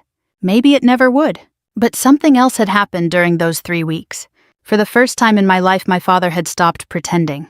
And for the first time in my life, I had stopped chasing his approval. There was freedom in that. Real freedom. The kind that arrives only after years of carrying a burden you didn't realize was crushing you. A knock sounded on the dressing room door. Ryan stepped inside. He looked impossibly handsome in his suit. I smiled. He smiled back. "You ready?" I nodded. "Are you?" He laughed. "I've survived deployments." A pause. "But this is still more stressful." That earned a genuine laugh from me. Then his expression softened. "You okay?" I knew what he was asking. Not about the wedding. About Dad. I thought for a moment. Then I nodded. "Yeah." And surprisingly, it was true. 20 minutes later, guests began filling the church. Many were the same people who had witnessed the disaster 3 weeks earlier. Some looked nervous. Some looked curious. Everyone seemed uncertain about what would happen. I couldn't blame them. If I had been a guest, I'd feel the same way. The ceremony was scheduled to begin at noon. At 11:55, the pastor approached me. "Your father would like a few minutes before we start." I smiled slightly. "I know." The pastor looked relieved. Apparently he had been worried. 5 minutes later, the sanctuary became quiet. Dad slowly walked to the front. No dramatic entrance. No grand speech. Just an older man moving toward a microphone. For the first time in my life, he looked humble. The room fell silent. 50 guests watched. Waiting. Wondering. Dad cleared his throat. Then looked directly at the audience. "I owe all of you an apology." The honesty immediately changed the room. No excuses. No explanations. Just accountability. He continued. 3 weeks ago, I embarrassed myself. His voice shook. I embarrassed my family. A pause. And most importantly, I hurt my daughter. I sat quietly listening. Dad looked toward me. His eyes glistened. Emily spent most of her life trying to earn my approval. The room remained silent. I should have been giving it freely. Several guests wiped away tears. Dad continued. I spent years pretending to be someone I wasn't. His gaze lowered briefly. I told stories that weren't true. I exaggerated things. I built an image. Then he looked up again. But my daughter never had to pretend. The room became completely still. Dad pointed toward me. Every eye followed. Everything she's earned. His voice cracked. She earned honestly. I felt tears filling my eyes. Not because he was praising me. Because he was finally seeing me. Really seeing me. For the first time. Dad reached beside the podium and lifted a wooden display case. I hadn't seen it before. Neither had anyone else. He carefully placed it on a table. Inside were photographs. Military pictures. Family pictures. Newspaper clippings. Copies of commendations. Deployment photos. Memories from my life. My entire life. Guests leaned forward. The room grew emotional immediately. Dad smiled sadly. For 32 years I focused on the wrong things. He gently touched the display case. I should have been proud all along. My throat tightened. Then came the moment nobody expected. Dad turned toward the veterans seated in the audience. Many of them had served. Many understood exactly what medals represented. My daughter wears decorations today. His voice grew stronger. Not because she's better than anyone. He paused. But because she answered the call when her country needed her. The room became silent again. Then Dad added, one of those medals was awarded after she helped save 12 American soldiers. I looked down, embarrassed, as many veterans are when attention shifts toward them. But Dad wasn't finished. I used to resent those medals. His voice softened. Now I understand what they really represent. He swallowed hard. Sacrifice. Another pause. Courage. A longer pause. Service. The room erupted into applause. Not loud. Not wild. Something better. Respectful. Heartfelt. Meaningful. I looked around. People were standing. Veterans, neighbors, friends, family. Even Jason. Even Mom. Everyone. A standing ovation. Not for me. For truth. For healing. For the possibility that people can change. Dad stepped away from the microphone. Then he walked directly toward me. The church remained quiet. He stopped in front of me. For a moment, neither of us spoke. Then he opened his arms. I hadn't hugged my father in years, maybe more than a decade. But in that moment, none of that mattered. I stepped forward and hugged him. The church burst into applause again, this time louder. Mom cried openly. Jason wiped his eyes. Even Ryan looked emotional. When Dad finally stepped back, he whispered something only I could hear. I love you, Emily. Simple words. Ordinary words. Words many people hear every day. For me, they felt extraordinary. Love you too, Dad. And for the first time in my life, neither of us doubted it. A few minutes later, the wedding finally began. No drama. No shouting. No humiliation. Just love. The way it should have been from the beginning. Ryan and I exchanged vows. The pastor smiled. Guests laughed. People cried. And when we were finally pronounced husband and wife, the church erupted with joy. Real joy. The kind that survives hardship. The kind that comes after truth. Years have passed since that day. My father isn't perfect. Neither am I. But perfection was never the goal. Honesty was. Humility was. Healing was. Today, Dad keeps that display case in his living room. Not because he's trying to impress anyone. Because he's proud of his daughter. And every time I visit, I see him glance at it and smile. Sometimes revenge isn't about destroying someone. Sometimes it's about allowing truth to do what anger never could. Truth exposed my father's lies. But honesty saved our family. If this story touched your heart, take a moment to think about someone in your own life. Maybe there's an old wound that still hurts. Maybe there's an apology waiting to be given. Or forgiveness waiting to be offered. Life becomes much lighter when pride finally steps aside. And if stories like this remind you of the values that built strong families, strong communities, and strong lives, I'd be honored if you shared this story with someone who might need it. Thank you for spending this time with me. Until next time, take care of yourselves and each other. She stole that uniform. My father's voice cracked through the Fairfax County courtroom like a rifle shot. For one suspended second, nobody moved. Not the clerk. Not the bailiff. Not even Judge Robert Halstead, whose reading glasses had frozen halfway down his nose as he stared over the bench at the man shouting from the plaintiff's table. My father stood trembling, one finger pointed straight at my chest. The gold trim on my navy dress whites caught the afternoon light from the courthouse windows bright enough to sting the eye. "That woman is a fraud," he barked. "She stole that uniform and she's trying to steal my family's land." Whispers rippled through the gallery. I heard my name pass from mouth to mouth like a rumor too scandalous to keep quiet. Abigail Mercer. Frank Mercer's runaway daughter. The girl who'd vanished 12 years ago and come back wearing honors no one in Cedar Ridge, Virginia believed she'd earned. My attorney, Margaret Bell, didn't flinch. She sat beside me at the defense table, her silver hair perfectly arranged, one hand folded over a yellow legal pad. If she felt any surprise at my father's outburst, she hid it well. I kept my face still. That had taken years to learn. You don't survive military service by reacting to every insult thrown your way. You learn stillness. Stillness unnerves people. Across the aisle, my younger brother Daniel leaned back in his chair looking smug enough to choke on. He wore a navy blazer and the same crooked smile he'd worn at 16 when he'd convinced our father I'd broken the taillight on his truck. Some things never changed. Judge Halstead cleared his throat. "Mr. Mercer, this is a court of law, not your church social hall. Sit down." Father lowered himself slowly, but his eyes stayed fixed on me. They were pale blue, the same shade as mine, though his had long ago hardened into something cold and suspicious. For a moment I saw him exactly as he'd looked the day I left home, standing on the farmhouse porch with his jaw clenched, telling me if I walked away to join the Navy I needn't bother coming back. That had been 12 years ago. Long enough for my mother to die. Long enough for Daniel to inherit Father's easy affection. Long enough for me to become someone neither of them could imagine. The courtroom smelled faintly of old wood and lemon polish. Outside, late September sunlight slanted across the courthouse lawn, where red and gold leaves had begun to fall. It was the kind of Virginia afternoon my mother used to love. The kind she'd spend on the porch swing with a glass of sweet tea watching the world turn slow and golden. I wondered what she'd think if she could see this. Her husband accusing her daughter of fraud. Her son sitting smug and silent. Her family reduced to a property dispute over 87 acres of Mercer land and the truth buried beneath it. Margaret rose. "Your Honor, if the plaintiff is finished with theatrics, the defense would like to proceed."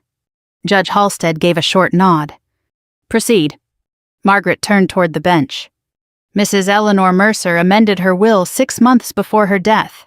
The amendment grants equal ownership of the Cedar Ridge property to both her children." Daniel's smile vanished. Father's knuckles whitened around the edge of counsel table. "That amendment was forged," Father snapped. Margaret didn't look at him. "We have notarized copies and corroborating testimony." "That girl disappeared for over a decade," Father said. "No calls, no visits, no funeral attendance when her own mother died." "That one landed." "Not visibly. Not enough for anyone else to notice. But I felt it. A quiet blade turning where old grief still lived. I hadn't missed my mother's funeral by choice. I'd been halfway around the world on orders I couldn't break and missions I couldn't explain. By the time the message reached me, she was already buried beneath the maple tree she'd chosen herself. Father knew that. Or he'd chosen not to know. Margaret glanced toward me, then back to the judge. My client was serving this country under conditions protected by federal classification. Father laughed bitterly. "Oh, that's rich." The gallery stirred again. This was small-town Virginia. People here believed military service was sacred, but only when they understood it.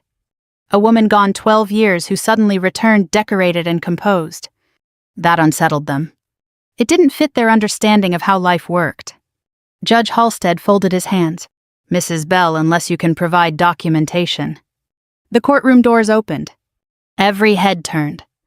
A young Marine courier stepped inside carrying a sealed navy blue dispatch envelope stamped in red. "Urgent, eyes only." The room fell silent. The Marine crossed directly to Margaret's table, saluted me crisply, then handed her the envelope. No expression. No hesitation. Just duty. Margaret accepted it as calmly as if she'd expected him. Because she had. She walked to the bench and handed it to Judge Halstead. "This," she said quietly, "is the documentation." The judge frowned at the Pentagon seal. He broke it open. The first line hit his eyes. And everything changed. The color drained from his face. Slowly, deliberately, Judge Robert Halstead stood. Then he reached up. and removed his robe. The gallery gasped. Even Daniel sat forward. Judge Halstead folded the robe over the back of his chair with military precision. Then he looked directly at me. His voice was steady and solemn. "All rise." My father's face went pale. "Wait," he whispered. "What?" For a second after Judge Halstead said those words, no one moved. The courtroom sat frozen in a kind of stunned confusion, as if every person there had suddenly forgotten what standing even meant. Then the bailiff rose first. He was an old Marine himself, broad in the shoulders, despite his years, and the moment he pushed back his chair, something changed in the room. The clerk stood next. Then the gallery. Then Daniel. And finally my father, though he rose slowly, his face gone so pale I thought he might collapse. I stayed seated.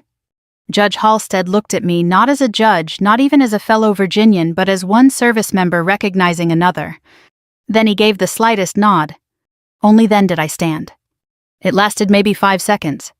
No one said another word. Then Halstead cleared his throat, sat again, and carefully pulled his robe back on. The spell broke.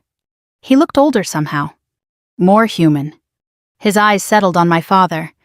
"Mr. Mercer," he said evenly, "you would be wise to remain silent until this court has reviewed all evidence." My father opened his mouth. Closed it. Daniel stared at me like I'd become someone else entirely. And in truth, I had. But becoming that person had cost more than either of them would ever understand. 12 years earlier, I'd stood on another Virginia porch under another September sky.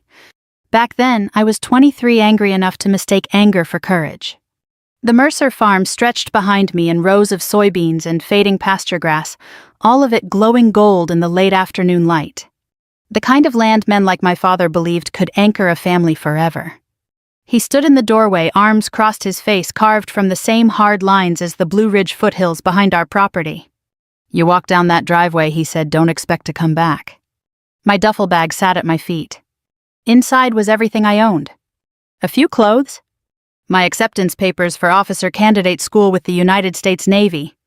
And the photograph of my mother holding me as a baby, both of us laughing at something beyond the frame. I looked past him into the house where I'd spent my whole life trying to earn love that always seemed reserved for someone else. Daniel was 17 then, already broad-shouldered and confident. Already father's pride. He stood halfway down the hall watching us, that same little smirk already forming. To him, this was confirmation. Abigail was finally proving what everyone knew. That she didn't belong. Mother stepped out behind father, her face pale with worry. "Frank," she said softly. He didn't turn. "She'll quit in a month," he said. "I won't," I answered. He laughed once, low and sharp. "You're not built for service, Abby. You've spent your life pretending to be tougher than you are." The words landed exactly where he meant them to. That was his gift. Finding the tenderest part of a person and pressing there until they bent. But then my mother moved around him. She took my hand and placed something cool and heavy into my palm. It was my grandfather's service medal. Bronze worn smooth at the edges from decades of careful handling. My grandfather had earned it in Korea before coming home to farm this same land. Mother closed my fingers over it.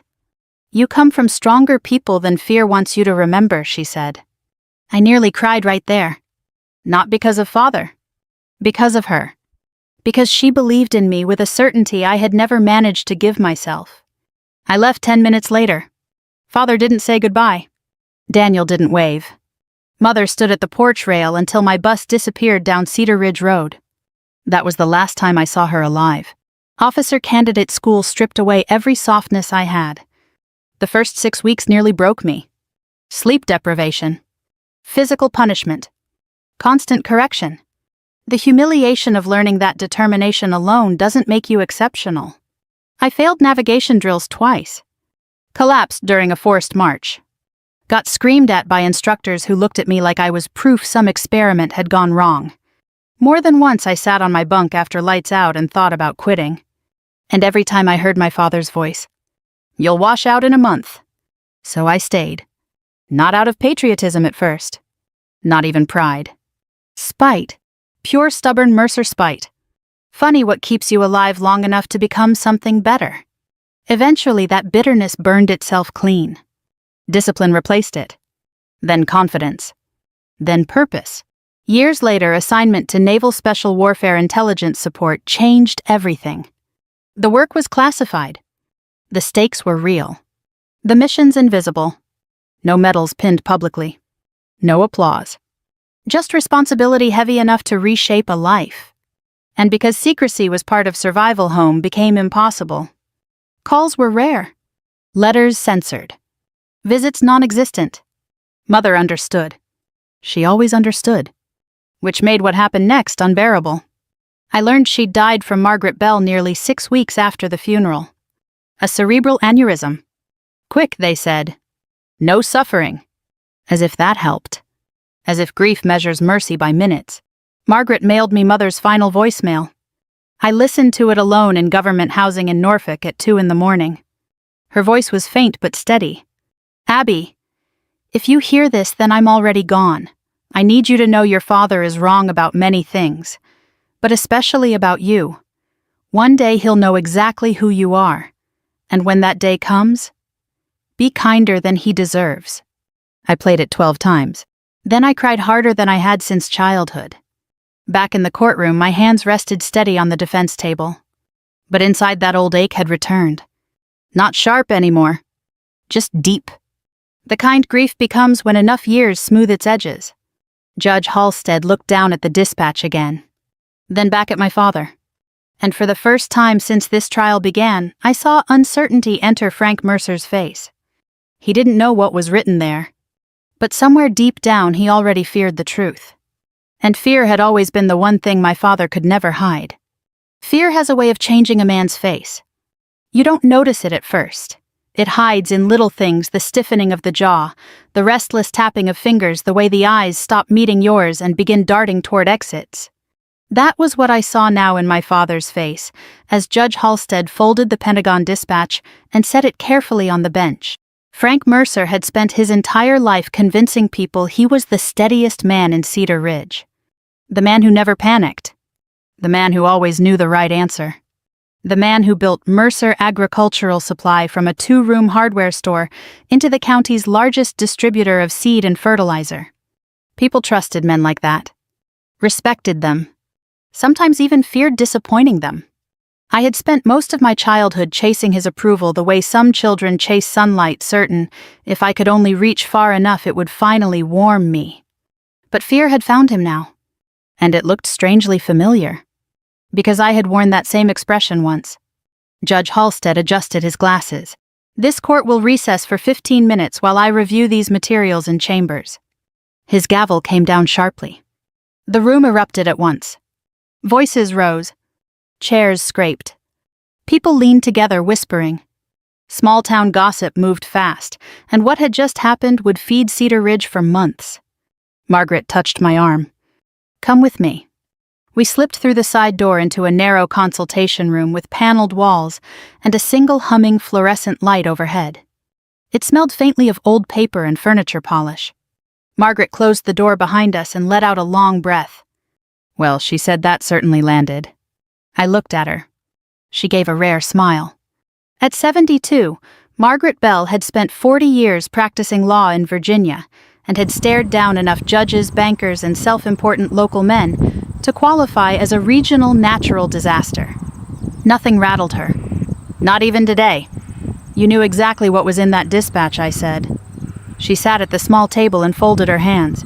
Your mother made sure I would. That tightened something in my chest. Even now, hearing Eleanor Mercer spoken of in the present tense of memory had power enough to steady me. Margaret tilted her head toward the empty chair across from her. Sit down, Abigail. There's something you need to hear before we go back out there. I sat. Outside the door, muffled courthouse noise drifted through voices, footsteps, the distant clang of the security scanner at the entrance. Ordinary sounds. The kind that made extraordinary moments feel somehow more real. Margaret reached into her leather briefcase and withdrew a sealed manila envelope yellowed slightly with age. My name was written across it in my mother's careful script. I stared at it. I've held on to this for 6 years, Margaret said quietly, per your mother's instructions. My throat tightened. She told me to give it to you only if your father ever forced this matter into open court. For a moment I couldn't breathe. Even dead, my mother had seen farther ahead than anyone else. Margaret slid the envelope toward me. My fingers trembled slightly as I opened it. Inside was a single handwritten letter. Abigail, if you're reading this, then your father has chosen pride over love again. I prayed he would not. But prayer does not erase a man's nature. It only gives us strength to face it. There is something you must understand. 6 months before I died, Frank came to me desperate. Daniel had mortgaged portions of the Mercer land through speculative investments he did not fully understand. When those ventures failed, your father covered the losses with additional debt. He thought he could recover before anyone knew. He could not. They needed your share of the property to keep creditors from forcing a sale. That is why I changed my will. Not to punish your father. Not even to protect the land. I changed it to protect you. Because I knew if they were desperate enough, they would lie to take what was yours. And because one day, whether your father admits it or not, he will need to face the truth about what he did to his daughter. When that day comes, remember this. Mercy does not mean surrender. Love does not require permission. And your worth was never his to grant. I love you always. Mother. By the time I reached the signature, my vision had blurred. I blinked hard and folded the letter carefully. Margaret said nothing. That was one of the reasons I trusted her. She understood silence better than most people understood speech. After a minute I asked, "How bad is it?" She answered plainly. "Very." She opened another folder. Inside were bank statements, property liens, refinancing records, and corporate filings. The Mercer Company is nearly insolvent. Daniel leveraged future agricultural contracts to secure private loans. Then commodity prices dropped. He doubled down to cover losses. I stared at the numbers. It was worse than I'd imagined. This land is collateral. Yes. I thought of the farm. The maple tree where Mother was buried. The porch swing. The soybean field stretching under September sun. Every memory of home reduced to line items on a debt ledger. If they secure your signature, Margaret said, they can consolidate ownership, refinance again, and delay foreclosure. And if they don't, they lose everything. There it was. The real reason for this lawsuit. Not outrage. Not wounded pride. Desperation. Father had dragged me into court and accused me of impersonating a naval officer because he needed one final signature to save himself. A laugh escaped me, then small and humorless. Margaret raised an eyebrow. What? All those years I said I thought he hated me because I disappointed him. Margaret's expression softened. No, Abigail. She leaned forward. Your father feared you because your mother saw your strength before he ever could. Men like Frank don't know what to do with what they cannot control. That landed deeper than I expected. Because somewhere beneath every scar he'd left, part of me had still believed I simply hadn't been enough. Margaret reached for her papers again. There's more. She withdrew another document. A Pentagon release order stamped with federal authorization. 6 weeks ago, portions of your overseas service record were declassified. I stared. That operation in Izmir. She nodded. The room seemed to tilt slightly. The extraction mission. The embassy siege. 41 civilians evacuated under live hostile fire. The mission no one outside our command structure was ever supposed to discuss. It's public now. Enough of it is. My breath slowed. And suddenly I understood. Not just what was in Judge Halstead's envelope, but what came next. My father had built this entire case on the assumption that no one could prove who I was. He had gambled everything on secrecy. And secrecy had just expired. A sharp knock sounded at the consultation room door. The bailiff opened it halfway. Court reconvenes in 2 minutes. Margaret rose. I stood with her. She straightened the front of my dress whites with motherly precision and gave me a small nod. Ready? I thought of my mother's letter folded inside my jacket. Of 12 lost years. Of every insult my father had ever thrown like stones. And for the first time since coming home, I felt no anger. Only certainty. Yes, I said. Then we walked back into court where my father was waiting to learn exactly who his daughter had become. When Margaret and I stepped back into the courtroom, the noise died almost at once. That's the thing about small-town courtrooms. They're not grand marble halls like the kind people see on television.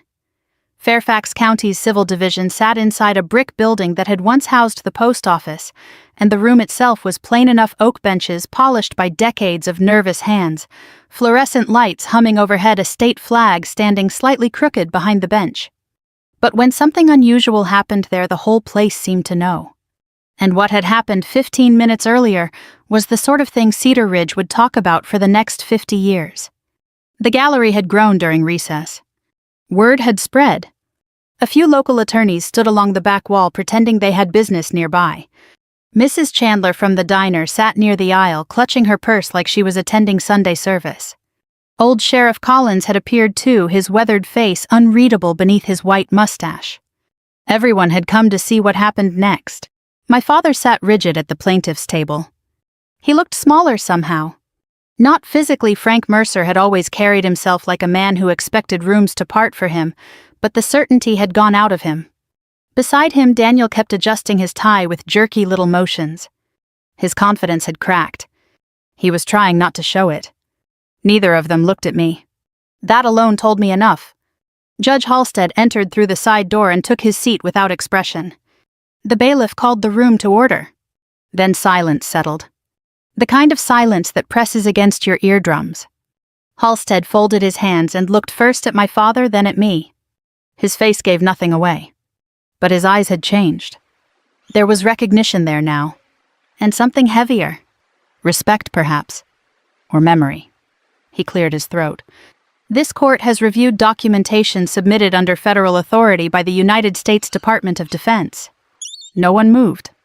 The contents have been independently verified through direct contact with the Pentagon.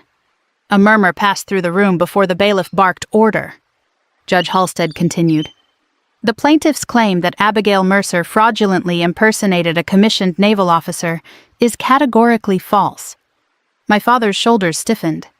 Daniel's face lost color. Halstead reached for the dispatch envelope and withdrew a single typed page. Even from where I sat, I recognized the formatting. Official release language. Precise. Clinical. The kind of words that reduce extraordinary events to dry factual record. The judge adjusted his glasses and began to read. By authority of the Secretary of Defense, selected operational details concerning Commander Abigail Mercer's actions during the emergency diplomatic extraction in Izmir, Turkey, are hereby declassified for legal verification. The courtroom had gone utterly still. I heard someone in the back inhale sharply. Halstead's voice remained measured.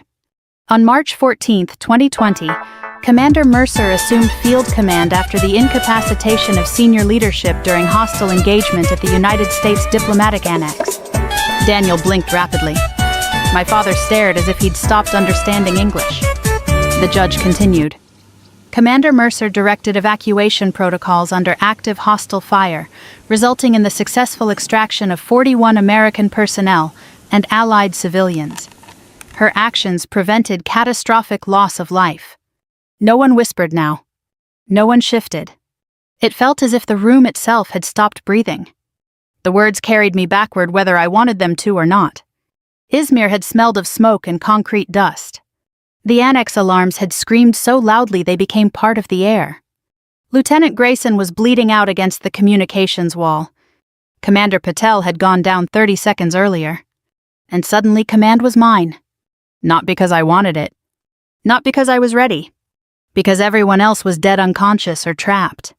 Fear had come then, sharp and clean. The kind that narrows your whole world to the next right decision. I remembered shouting coordinates over gunfire. Remembered dragging a wounded diplomat down a stairwell slick with blood. Remembered forcing my own shaking hands to stay steady long enough to clear civilians onto extraction transport. And afterward, once everyone was safe, sitting alone inside the transport hold while my whole body trembled so hard I could barely breathe. That was heroism in real life, not pride. Not glory. Just terror endured one decision at a time. Judge Halstead lowered the page. Then, to the astonishment of everyone present, he rose. Slowly, deliberately, he removed his robe again. The fabric slid from his shoulders with a soft rustle. Beneath it, he stood straight-backed, despite his age every inch the Naval Reserve officer he had once been. He faced me. Then he saluted. The movement was crisp enough to make my throat tighten. His voice rang clear through the room. All rise for Commander Abigail Mercer, United States Navy, in recognition of extraordinary service to this nation. The room stood at once. Every person. The bailiff. The clerk. Sheriff Collins. Mrs. Chandler from the diner. Even Daniel, though he looked half-conscious. And my father. My father stood there trembling, staring at me as if seeing his daughter for the first time. I rose and returned the salute. Properly. Steady hand. Locked elbow. Eyes forward. When Judge Halstead lowered his hand, the room sat again. Only my father remained standing. His lips moved soundlessly for a second before words finally came. No, he whispered. The single syllable carried farther than a shout. This isn't possible. Judge Halstead fixed him with a hard stare. It is possible, Mr. Mercer. Father looked at me, panic widening his pale eyes. You lied, he said weakly. And that was when I understood. He needed that to be true. Needed it more than breath itself. Because if I had really done these things, if I had become exactly what he'd sworn I never could, then he would have to confront the full measure of his failure. The judge's voice sharpened. Commander Mercer served where most Americans will never know danger existed. You will address her accordingly. My father's mouth opened. No sound came out. Then Margaret Bell stood. Your Honor, she said, smooth as polished oak, the defense has one final witness. The side door opened, and Daniel's former business partner walked into the room carrying a banker's box full of records. The look on my brother's face told me everything before the man said a word. The real trial was about to begin. The moment I saw Thomas Keegan step through that side door carrying the banker's box, I knew my brother's world had just ended. Daniel knew it too. You could see it happen in real time. His body gave him away before his face did. His shoulders jerked upward like a man bracing for impact, and his right hand, always his tell when he was cornered, began tapping the table in quick, uneven bursts. Tap, tap, tap. He'd done that when we were children, right before confessing to whatever lie had finally collapsed around him. Across the aisle, my father noticed it too. His head turned slowly toward Daniel. For the first time all afternoon, real uncertainty entered his expression. Not fear for himself. Fear of what he might learn about the son he had trusted without question for 37 years. Thomas Keegan was in his early 50s, broad-shouldered, and plainly dressed with thinning sandy hair and the weathered face of a man who'd spent most of his life outdoors. He'd grown up 2 farms over from ours. I remembered him from childhood cookouts and county fairs, laughing beside Daniel while the grown-ups swapped stories over barbecue and sweet tea. He had once been Daniel's closest friend. Now he walked to the witness stand without looking at him. That said enough. The bailiff swore him in. Judge Halstead leaned forward. State your name and occupation for the record. Thomas Edward Keegan, agricultural finance consultant. Margaret approached him with measured calm. Mr. Keegan, did you formerly serve as chief financial officer for Mercer Agricultural Supply? Yes. How long? 8 years. And why did your employment end? Thomas hesitated. Then he looked directly at Daniel. Because I refused to sign fraudulent loan disclosures. The room erupted. Judge Halstead's gavel cracked down. Order. My father turned sharply toward Daniel. What is he talking about? Daniel didn't answer. His face had gone gray. Margaret waited for silence, then continued. Please explain to the court. Thomas opened the banker's box and removed a stack of binders thick with tabs and highlighted pages. His voice was steady, but I heard sadness beneath it. Not anger. Regret. About 18 months ago, Daniel began using future crop delivery contracts as collateral to secure short-term private loans. The contracts were inflated, some entirely fabricated. A collective intake of breath swept the gallery. Thomas continued. When commodity prices dropped, the company couldn't cover repayment schedules. Instead of disclosing losses, Daniel refinanced through secondary lenders using portions of Mercer family land as collateral. My father's chair scraped backward. You mortgaged the land. Daniel finally looked at him. It was temporary.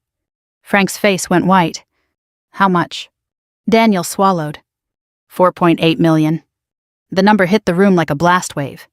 Even Sheriff Collins muttered something under his breath. My father's voice shook now. You told me 200,000. Daniel's mouth worked soundlessly. Margaret stepped closer to the witness stand. Mr. Keegan, did Mr. Mercer Sr. know these figures? Thomas hesitated. And in that hesitation, the whole room leaned forward. Yes, he said quietly. The sound my father made then wasn't quite a word. It was smaller than that. The noise a man makes when his own lies finally become visible to everyone else. Margaret turned toward the bench. Your Honor, Exhibit 12 includes signed refinancing authorizations bearing both plaintiffs' signatures. She handed copies to the clerk, who passed them up. Judge Halstead reviewed them in silence. Across the aisle, my father stared at Daniel as if he'd never seen him before. And perhaps he hadn't. Not really. He had spent a lifetime seeing only what confirmed his own judgment. Daniel was the son who stayed. The son who obeyed. The son who inherited. That had been enough for father to call it goodness. But obedience and character were never the same thing. I had learned that years ago. Now he was learning it too. Margaret spoke again. One final question, Mr. Keegan. Why come forward now? Thomas looked toward me. His expression softened. Because Eleanor Mercer once told me that truth has a way of waiting patiently until people are finally ready to hear it. At the mention of my mother's name, something tightened in my chest. That sounded exactly like her. Margaret nodded and returned to counsel table. The room stayed hushed as Judge Halstead set the documents down. Then he looked directly at my father. Mr. Mercer, would you care to explain why you accused your daughter of fraud while concealing your own financial misconduct? Father rose slowly. For a moment I thought he might answer. Might finally tell the truth. Instead, years of pride surged to the surface one last time. This family was mine to protect, he said, his voice rising. Everything I did was for this family. It was an old refrain. I'd heard versions of it my whole life. Every criticism had been for my own good. Every withheld kindness had been discipline. Every act of control had been protection. For years I'd believed him. I stood. The movement drew every eye in the room. Father looked at me, still flushed with righteous desperation. And suddenly I saw him clearly. Not as the giant of my childhood. Not as the man whose approval had once defined my worth. Just an aging, frightened man who had mistaken possession for love so many times he no longer knew the difference. When I spoke, my voice came calm and even. Number? The word echoed softly. He froze. I held his gaze. It was never yours to protect. His expression faltered. And then I said the truest thing I had ever spoken to him. It was yours to love. Silence followed. Not dramatic silence. Not theatrical. The kind that settles when something undeniable has finally been said aloud. My father's face changed. The anger drained out of it all at once, leaving only age and grief and something like shame. For the first time in my life, he looked small. Judge Halstead's gavel struck. This court finds in favor of the defendant. Ownership rights remain equally vested under Eleanor Mercer's amended will. Furthermore, this court refers evidence of financial fraud to the Commonwealth Attorney for criminal review. Gasps filled the room. Daniel slumped into his chair. Defeated. Broken. My father didn't move. The gallery slowly began to stir, people whispering, as the truth settled over Cedar Ridge like fresh snow. Margaret touched my arm gently. It's over. But as we gathered our papers, I heard my father's voice behind me. Quiet now. Stripped of command. Abigail. I turned.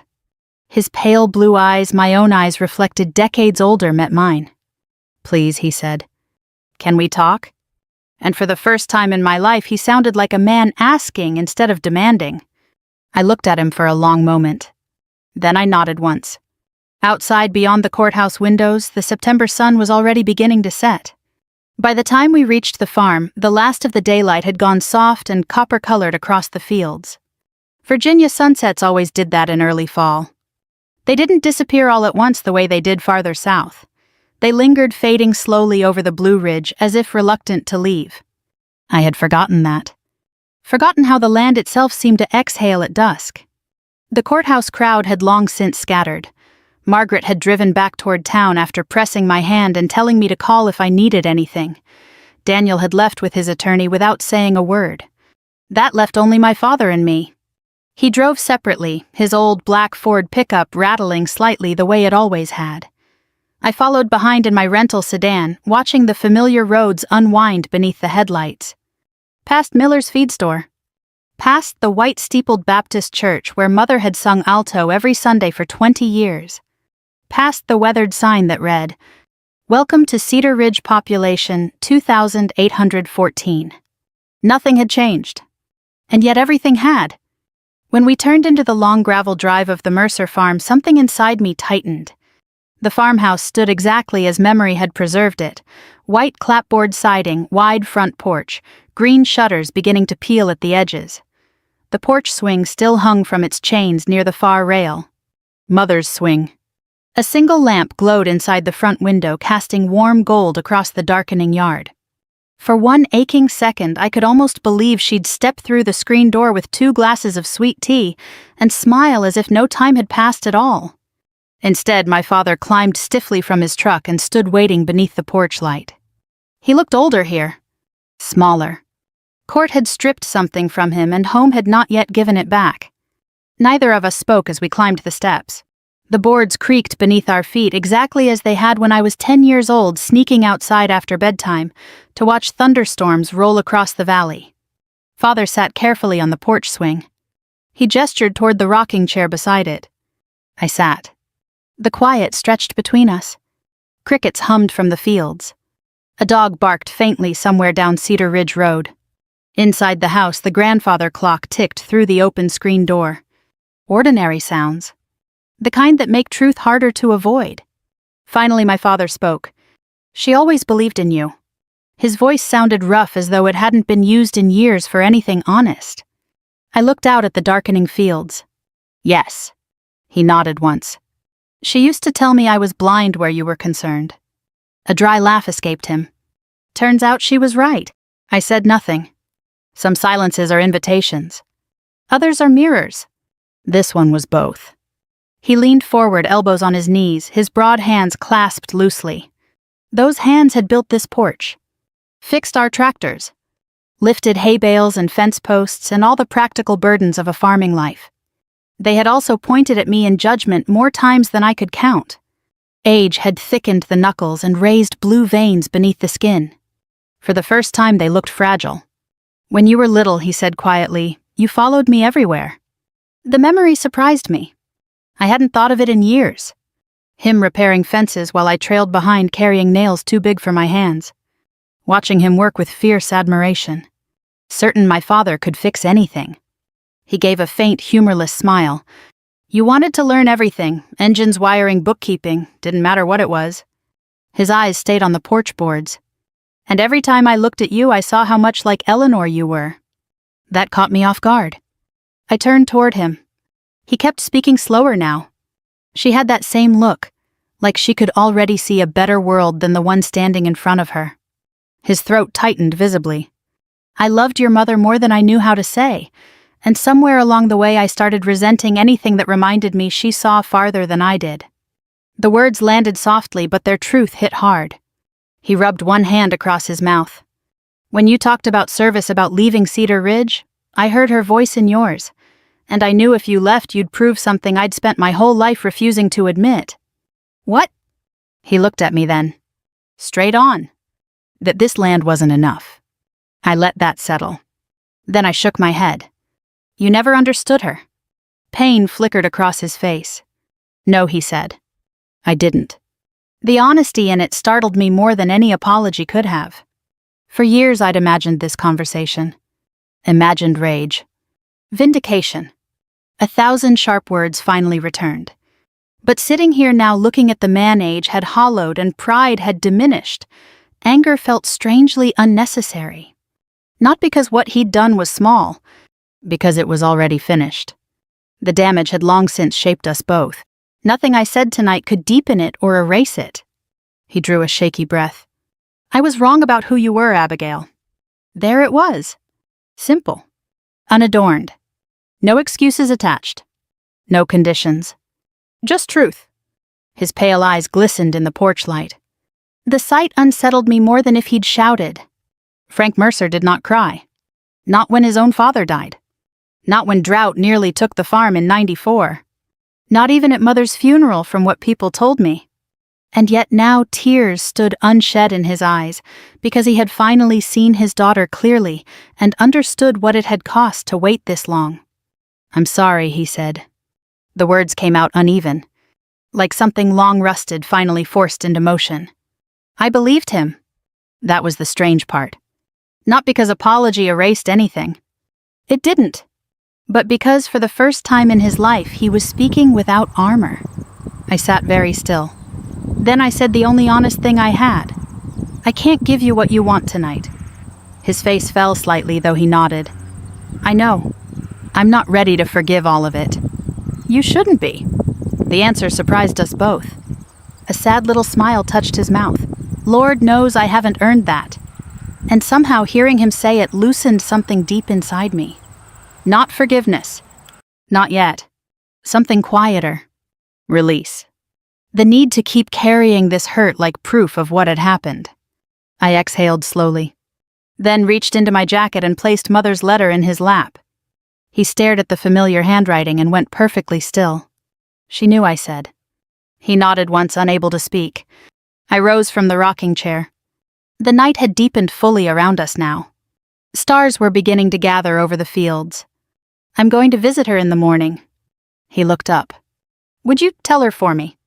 The question nearly broke me. I swallowed hard, then gave a single nod, and walked down the porch steps into the dark, leaving my father alone with the truth my mother had written years before he was finally ready to read it. The next morning came cool and clear, the kind of Virginia autumn morning that makes the whole world feel newly washed. A thin mist still clung to the lower pasture when I stepped out of the farmhouse just after sunrise. Dew silvered the grass, and somewhere down by the tree line a mourning dove called its soft, familiar song. For a moment I stood on the porch and breathed. The air smelled of cedar and damp earth and distant wood smoke drifting from some neighbor's chimney. Home. Not the version I had spent 12 years resenting. Not the version memory had polished into something softer than truth. The real thing. Weathered. Imperfect. Still standing. I had slept poorly. Not from anger. That was gone now, or at least changed into something quieter. No, what kept me awake had been the strange lightness settling inside me. For so many years I had carried my father's judgment like a second skin. Even after promotions, commendations, impossible missions survived, and impossible decisions made, some hidden part of me had still been waiting for him to tell me I had finally done enough. That hunger had shaped more of my life than I cared to admit. And now it was simply absent. Not fulfilled. Gone. Like waking one morning to discover an old injury no longer aches when the weather changes. I walked across the backfield toward the maple tree where my mother was buried. The grass brushed softly against my shoes. Beyond the pasture, the Blue Ridge Mountains rose blue-gray against the brightening sky, steady as they had been every day of my life. Mother had chosen this spot herself after Granddad died. She used to joke that if she had to spend eternity anywhere, she preferred a view. The maple stood halfway down the slope, its leaves blazing orange and red in the early sun. Beneath it sat two modest headstones. My grandfather's. And hers. I knelt before Eleanor Mercer's grave and laid my hand against the cool granite. For a long while I said nothing. Grief changes with age. When it first arrives, it is sharp enough to split you open. Years later, it becomes companionship. A quiet presence walking beside you through ordinary days. I took my grandfather's bronze service medal from my pocket. The same one Mother had pressed into my hand 12 years earlier. The edges were smooth now from years of carrying it overseas across oceans and deserts and places whose names would never appear in public record. It had sat in my breast pocket during operations where fear felt close enough to taste. A reminder of where I came from. A reminder that courage often looks smaller and plainer than people expect. I placed it carefully at the base of her headstone. Then I spoke. "He read your letter." The breeze stirred the maple branches overhead. I smiled faintly. He finally listened. A lump rose in my throat. For a second I was 23 again, standing at that bus stop with my whole life packed into a duffel bag, terrified and pretending not to be. Only now I understood what Mother had known all along. Leaving hadn't been rebellion. It had been becoming. And coming back wasn't surrender. It was proof that home could be reclaimed without being reduced by it. I stayed there until the sun climbed high enough to burn away the mist. Then I rose and walked back toward the house, feeling strangely certain about what came next. 3 months later, Cedar Ridge Veterans Retreat opened its doors. The Mercer land had been divided by court order. Daniel took the business assets and spent most of his share paying legal settlements. He left Virginia shortly after chasing some fresh start in North Carolina, from what little I heard. My father remained on the farm. We spoke occasionally, briefly, carefully. Healing, I had learned, is rarely dramatic. It moves like roots underground, quiet, invisible, slow. Some weeks later, he began volunteering at the retreat. No speeches. No explanations. He fixed broken fence rails, repaired plumbing, mowed the grounds. Service in the language he understood best. That was enough. The retreat itself had grown from a simple idea. A place where aging veterans could rest, recover, and remember they were not forgotten. Nothing fancy. Just 12 renovated guest cottages, walking trails through the backwoods, a common dining hall, and wide porches built for conversation. The kind of place people over 60 seem to understand instinctively. A place where no one needs to explain old scars. On opening day, our first guest arrived, retired Army Sergeant Walter Hensley, age 78, Vietnam veteran, widower hands, trembling slightly from Parkinson's. He stepped onto the porch of Cottage 3 and looked out over the fields for a long moment. Then he turned to me with tears standing openly in his eyes. "I haven't felt peace this quiet in 40 years, he said. I didn't know what to say. So I simply stood there with him, letting the silence hold what words could not. After a while, he smiled. "You know," he said, "the strongest people I ever knew weren't the loud ones." I thought of my mother instantly. Walter looked out at the fields again. They were the ones who stopped needing to prove who they were. The words settled deep. That evening, after guests had finished supper and the sky had begun its slow copper fade across Cedar Ridge, I stood alone on the main porch and watched the light go. Somewhere behind me, laughter drifted from the dining hall. Soft. Real. Earned. And I finally understood what honor meant. It was never the uniform. Not really. Not the medals or salutes or classified commendations hidden in Pentagon files. Those things mattered, yes, but they were symbols. Honor lived somewhere quieter. In truth told late, but told anyway. In wounds carried without bitterness. In choosing to build where others once tried to break. That day in court, everyone rose because of the uniform I wore. But I finally stood because I no longer needed it to know my worth. If this story brought you back to your own memories of family, of service, of the long road toward forgiveness, I hope you'll carry that reflection forward. Share it with someone who may need it, and if stories like this speak to your heart, you're always welcome here. Some truths take a lifetime to hear. Sometimes they're still worth hearing. The end.